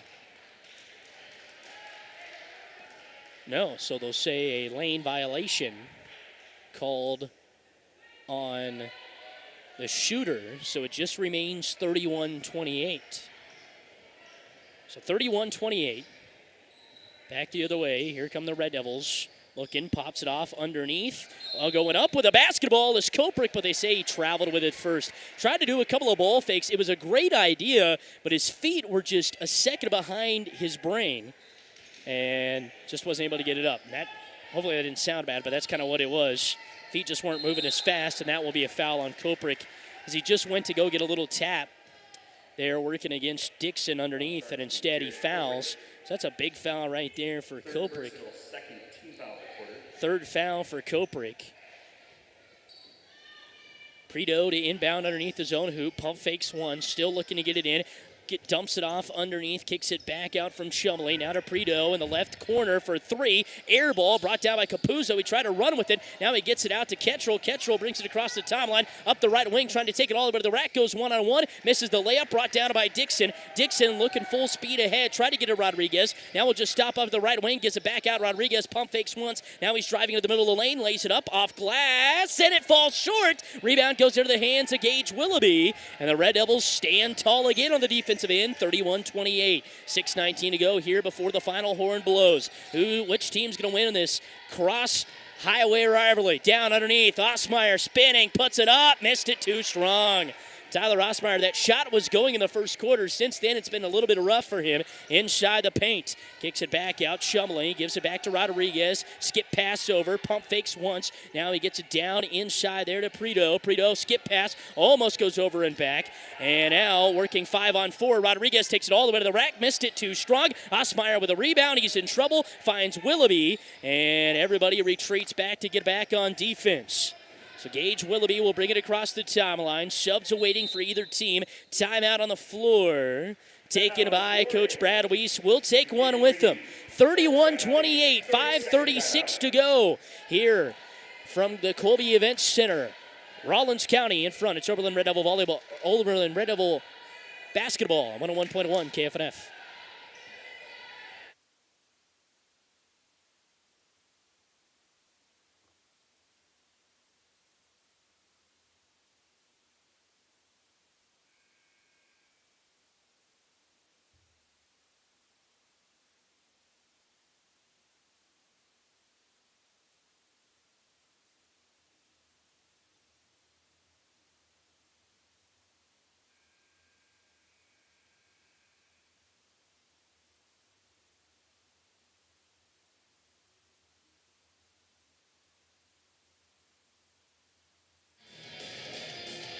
Back here from the Colby Event Center, 31-28, 5:36 to go before the end of the contest between Rawlins County and Oberlin. The Red Devils led after one quarter and haven't led since.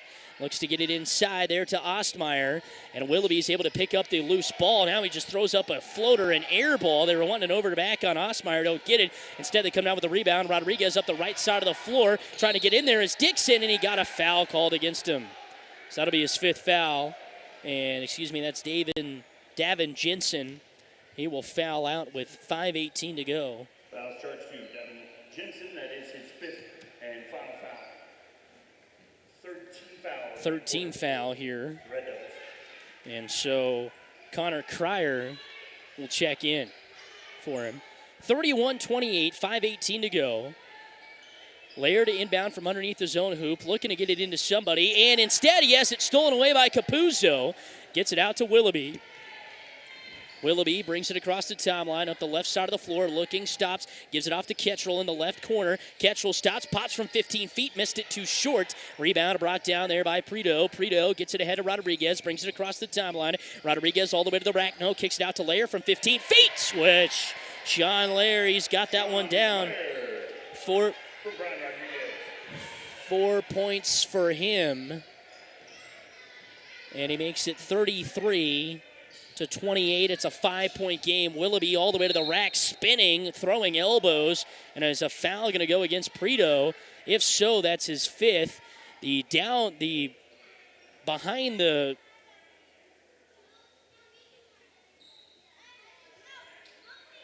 So that will be a foul on Prito. Foul charged to Tucker Prito, and that is his 5th. And final foul.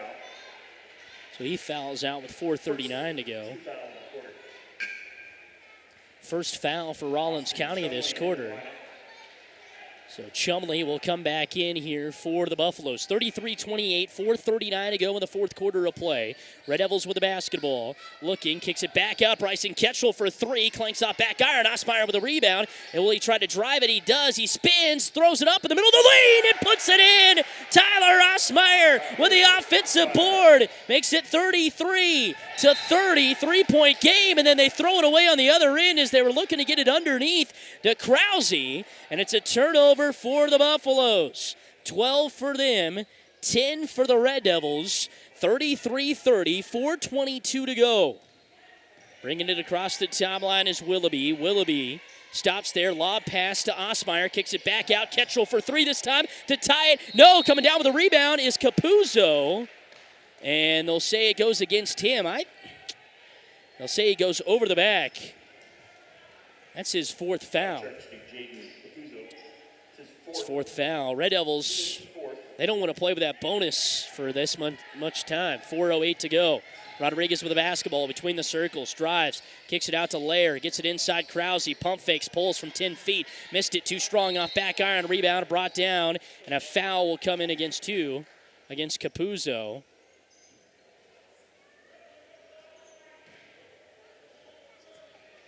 No, Capuzzo looked at the official and said, "Is it really on me?" And the official started laughing. So instead, the foul goes against Chumley. It's his first, team foul number 2. 33-30, Red Devils down by 3 points, just a 3-pointer to tie it. Gets it inside, there to Ostmeyer. He's in trouble, kicks it back out. Looking to drive is Cryer, dribbling it once as Ostmeyer's in trouble, is able to get it out to Cryer. Back out, 3-ball on the way there for Capuzzo. Rebound brought down by Krause, and Krause will bring it across the timeline here for the Buffaloes. 33-30, 3 minutes and 29 seconds to go. With the basketball is Rodriguez in between the circles, gets it off to Chumley on the left wing, dumps it off to Dixon, short corner, tries a backdoor cutting Dixon, he'll go back up with it, foul, count the bucket, and one big time shot right there for Braxton Dixon to make it 35-30. Big time play right there by the 6-foot senior as he gets points 3 and 4 and will now head to the free throw line. 13th team attempt today for the Buffaloes. So far, 5 of 13 from the free throw line. First one on the way and the and one. 3-point try, missed it. Red Devils will take that 35-30.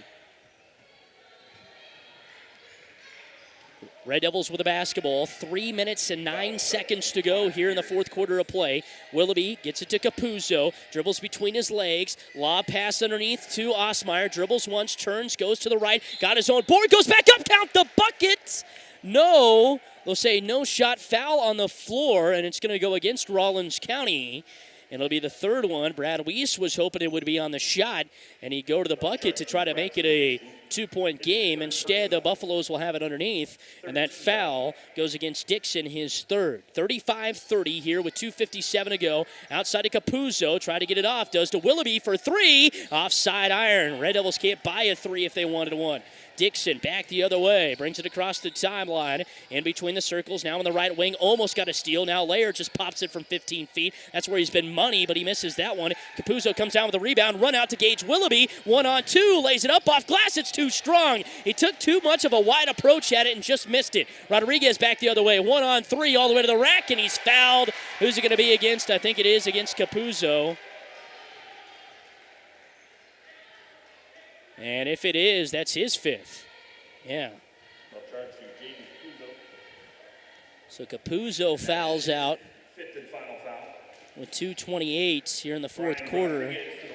And that is now the 6th foul. So Rawlins County working in the bonus from here on out. They have been for the past couple of fouls, but this is huge here. First one of the way for Rodriguez, and he got it to go.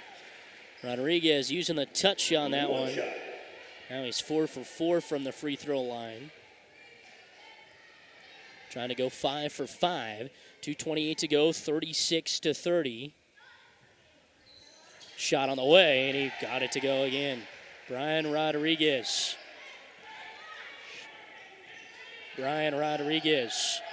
5 for 5 from the line, 15 points for him, just 2 in the second half. Gets it off to Osmeyer, puts it up and in for 2 in transition. Tyler Osmeyer, 16 points, and he makes it 36-32. And we got a timeout on the floor taken by Rawlins County. We will take one with them, 37-32. Here from Colby with 2:10 to go. It's Rawlins County in front, 37-32. This is Oberlin Red Devil basketball, 101.1 KFNF.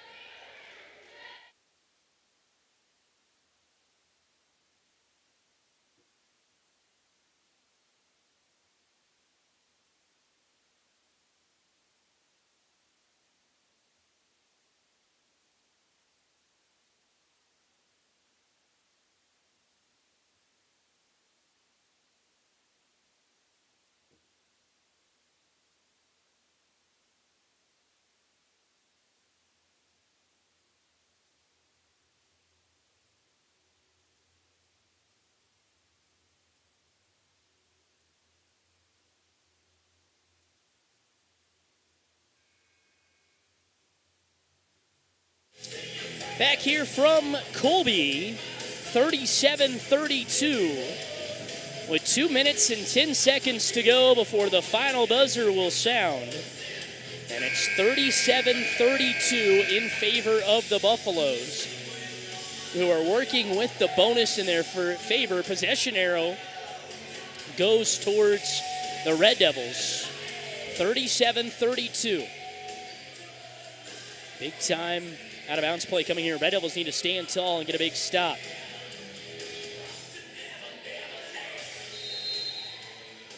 Looking to get inbound at his lair. Looking, he does to Dixon. Dixon from the left wing stops. He pops a 3. Missed it. Backside board for Chumley. And he puts it in for 2. Austin Chumley with the offensive board. And he makes it 39-32. 7-point game. Back the other way comes Ketchel, gets it inside to Osmeyer, dumps it off. Koprick puts it up for 2. It's too strong. Red Devils have missed a lot of those underneath the hoop tonight like that. Back the other way is Krause. Minute and 44 seconds to go. Rodriguez. And now they're saying, get up, start trapping. It's one step. Lair for 3. Banks it off backside. Offensive board again for Dixon. Scrum underneath. Dixon comes down on the floor. And Lair just getting mad at his team there. Did not want a shot. Lair will now inbound. Shotwell gets it in there to the left wing corner. Stolen away by Willoughby. Willoughby stops, turns. He'll race it back the other way. Got to make a layup here. Goes up for 2. Count the bucket. No, he traveled first. Wow. That's tough. Turnover number 12 for the Red Devils.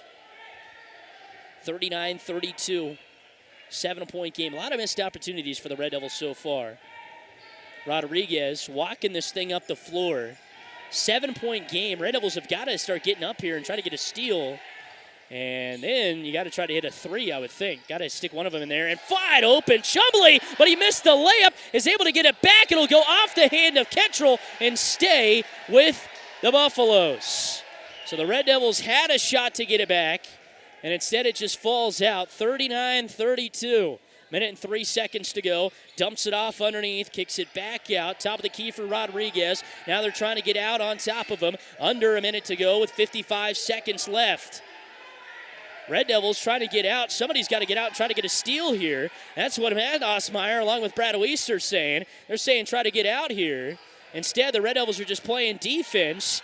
And are they going to try to foul here and send him to the free throw line? I don't think they are. As it's going around, they've wasted 20 seconds now. Rodriguez with the ball, gets it back to Willoughby, and a foul will finally come in. 20 seconds, and you could tell Matt Osmeyer and Brad Weiss were saying we don't want to foul, we don't want to put them on the line. Instead, we want you to get a steal because we know you can. And it just seemed like the Red Devils missed that miscommunication from the bench a little bit. 39-32 at the free throw line is the best free throw shooter on the team, Brian Rodriguez. So far, 4 of 5 today. And make it 5 of 6 as he cashes that one home. One shot.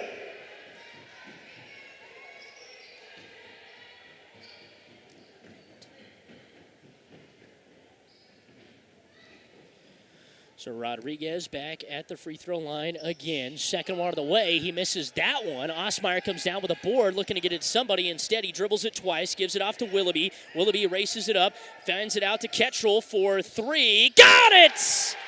Big shot right there from Bryson Ketchel. He's got 7 points. And he makes it 40-35.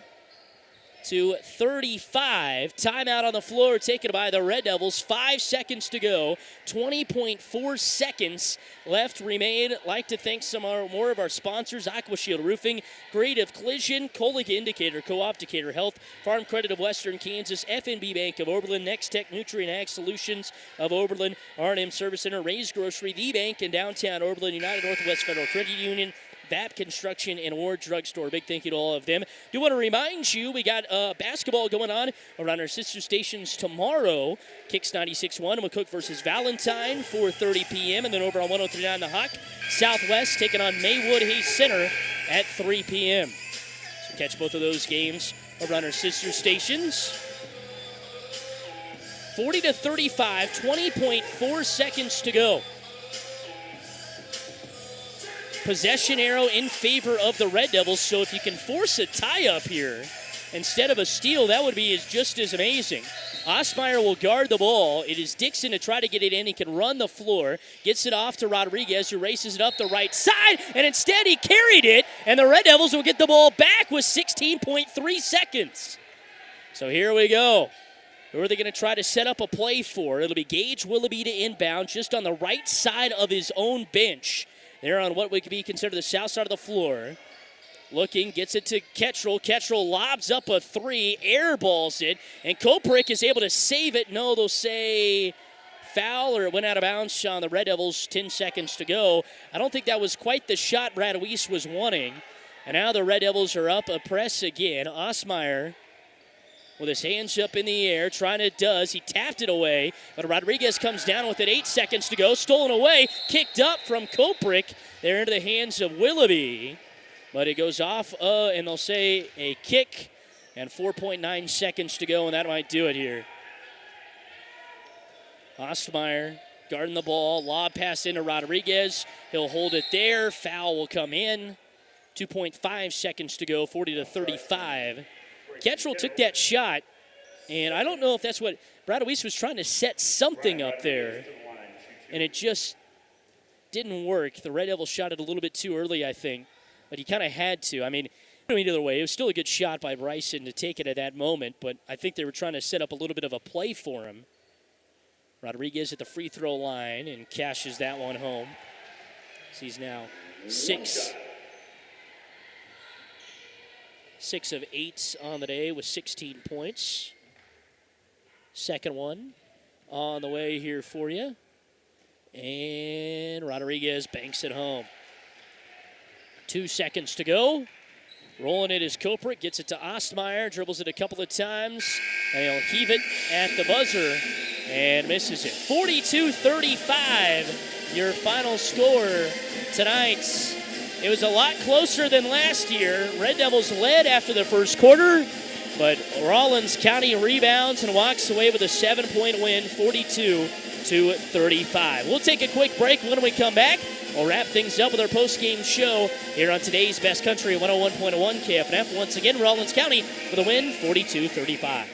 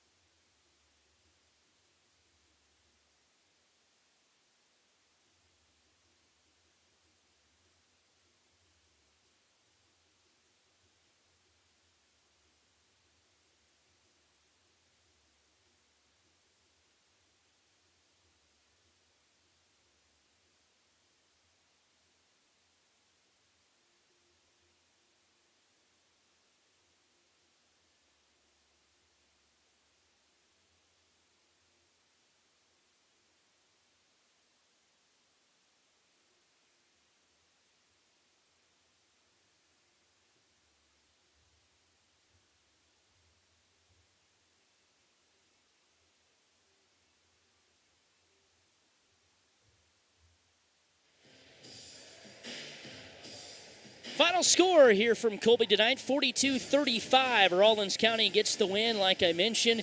After the first quarter, 14-8 in favor of the Red Devils. And you were thinking, man, if the Red Devils can keep playing like that. And they did. They had a really good game, really good game compared to, I think, a lot of games last year for these Red Devils. But just couldn't find that, shot that they needed to make down the stretch. They cut it to within 3, and that fourth quarter really belonged to Rawlins County. Take you through the quarter scores. Oberlin led after one, 14-8. Rawlins County outscores them in the second quarter, 14-8, to take a 4-point lead in the half, 26-22. Third quarter, not a whole lot of scoring, but a lot of great defense. Just 10 total points between each team. Oberlin won the third quarter 6-4 to make it 30-28 after the third quarter of play, and then Rawlins County wins the fourth quarter 12-7 to win it 42-35. Rawlins County individually, 16 points from Brian Rodriguez. He had 13 at the break and just 3 in the second half, all of them coming via the free throw. So pretty, compared to him scoring 23 last year against the Red Devils, and you get 16 out of them tonight. That's pretty good for Brad Weiss' squad. Tucker Prideaux, 9 points for him. He only had 1 in the second half. Beckett Dixon, 2 points, both of them coming in the first half. Braxton Dixon with 4 points, both of them coming in the second half. 3 points from Pete Krause, 3 points total. 4 points for Sean Lair, 4 points for him, and 3 points for Austin Chumley. Came up with a big offensive rebound and kind of a putback that kind of maybe put the game outstretched anyway. For the Oberlin Red Devils individually, Davin Jensen, 3 points for him. Jaden Capuzzo, 4 points. Bryson Ketchell with 7.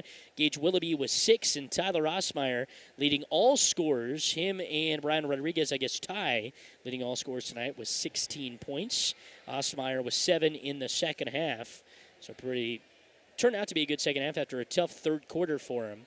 But once again, final score 42-35 in favor of the home team tonight, the Rawlins County Buffaloes.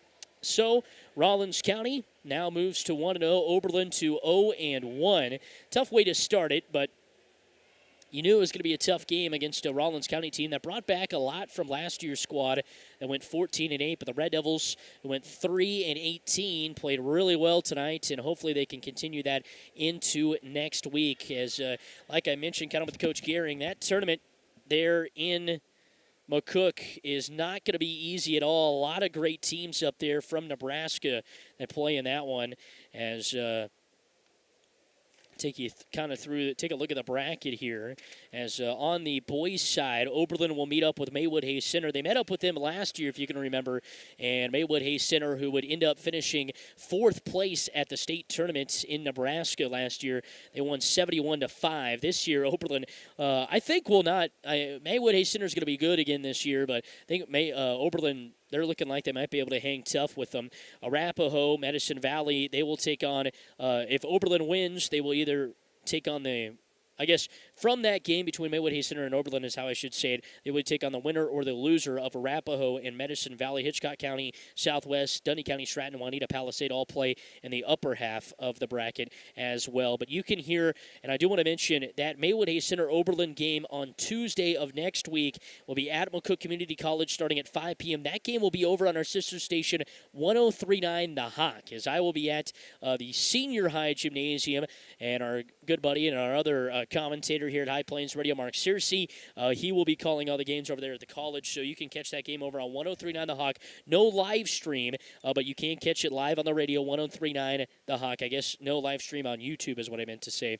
As for the girls, they will play at McCook Senior High and take on Juanita Palisade at 3:30. They're going to be a tough team. They will, they will take on the winner or the loser of Dundy County, Stratton, and Southwest in the upper half of that bracket. In the lower half, Maywood Hayes Center, Hitchcock County, Med Valley, and Arapahoe will all play. So, once again, the girls on Tuesday will be on 101.1 KFNF. The boys will be over on our sister station, 103.9 The Hawk. We'll kind of stress that throughout the rest of the week as well. Do want to give a big thank you and a shout-out once again to Hawkswell Motors. They set me up so nice every single week with our drive to the game. They did it so much during football, helped us out so much during football, and they helped us out tonight getting us with a drive to the game. And what did I drive tonight? Well, it was a 2018 Ford 250 white crew cab. And if you want to call him about it, make sure you go give him a call or stop on by, talk to Joel. I'm sure he'd love to talk about that with you once again down there at Hawkswell Motors in B Street, just across the street from Video Kingdom in McCook. We'll take a quick break and wrap things up for one more final time right here from the Colby Event Center. It's a 42-35 Rawlins County winner here on today's Best Country.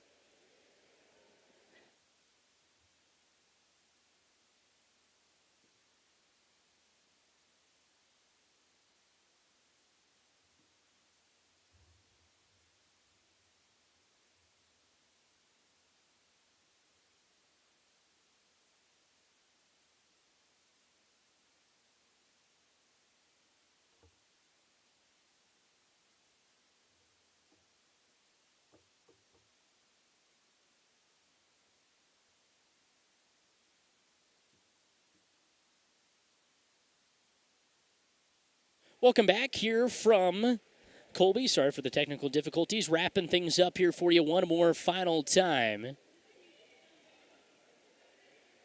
As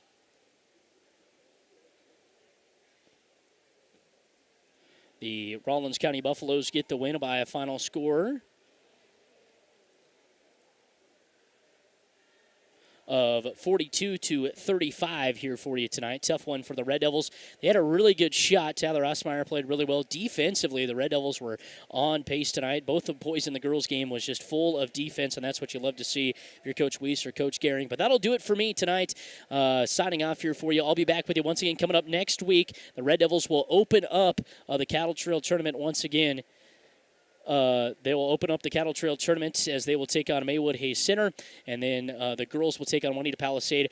The boys' game will be over on 103.9 The Hawk. Girls' game will be right here on 101.1 KFNF coming up at 3:30. We'll have coverage of the whole Cattle Trail Tournament, too, across 103.9 The Hawk and 101.1 KFNF, so make sure you give us a listen next week. It's going to be a lot of fun. Cattle Trail Tournament coming up in McCook over those 3 days. Well, that'll do it for me. I'm Sam Knoll signing off once again tonight. Rawlins County with a win, 42-35 over the Oberlin Red Devils. I'm Sam Knoll signing off, saying so long and good night from Colby.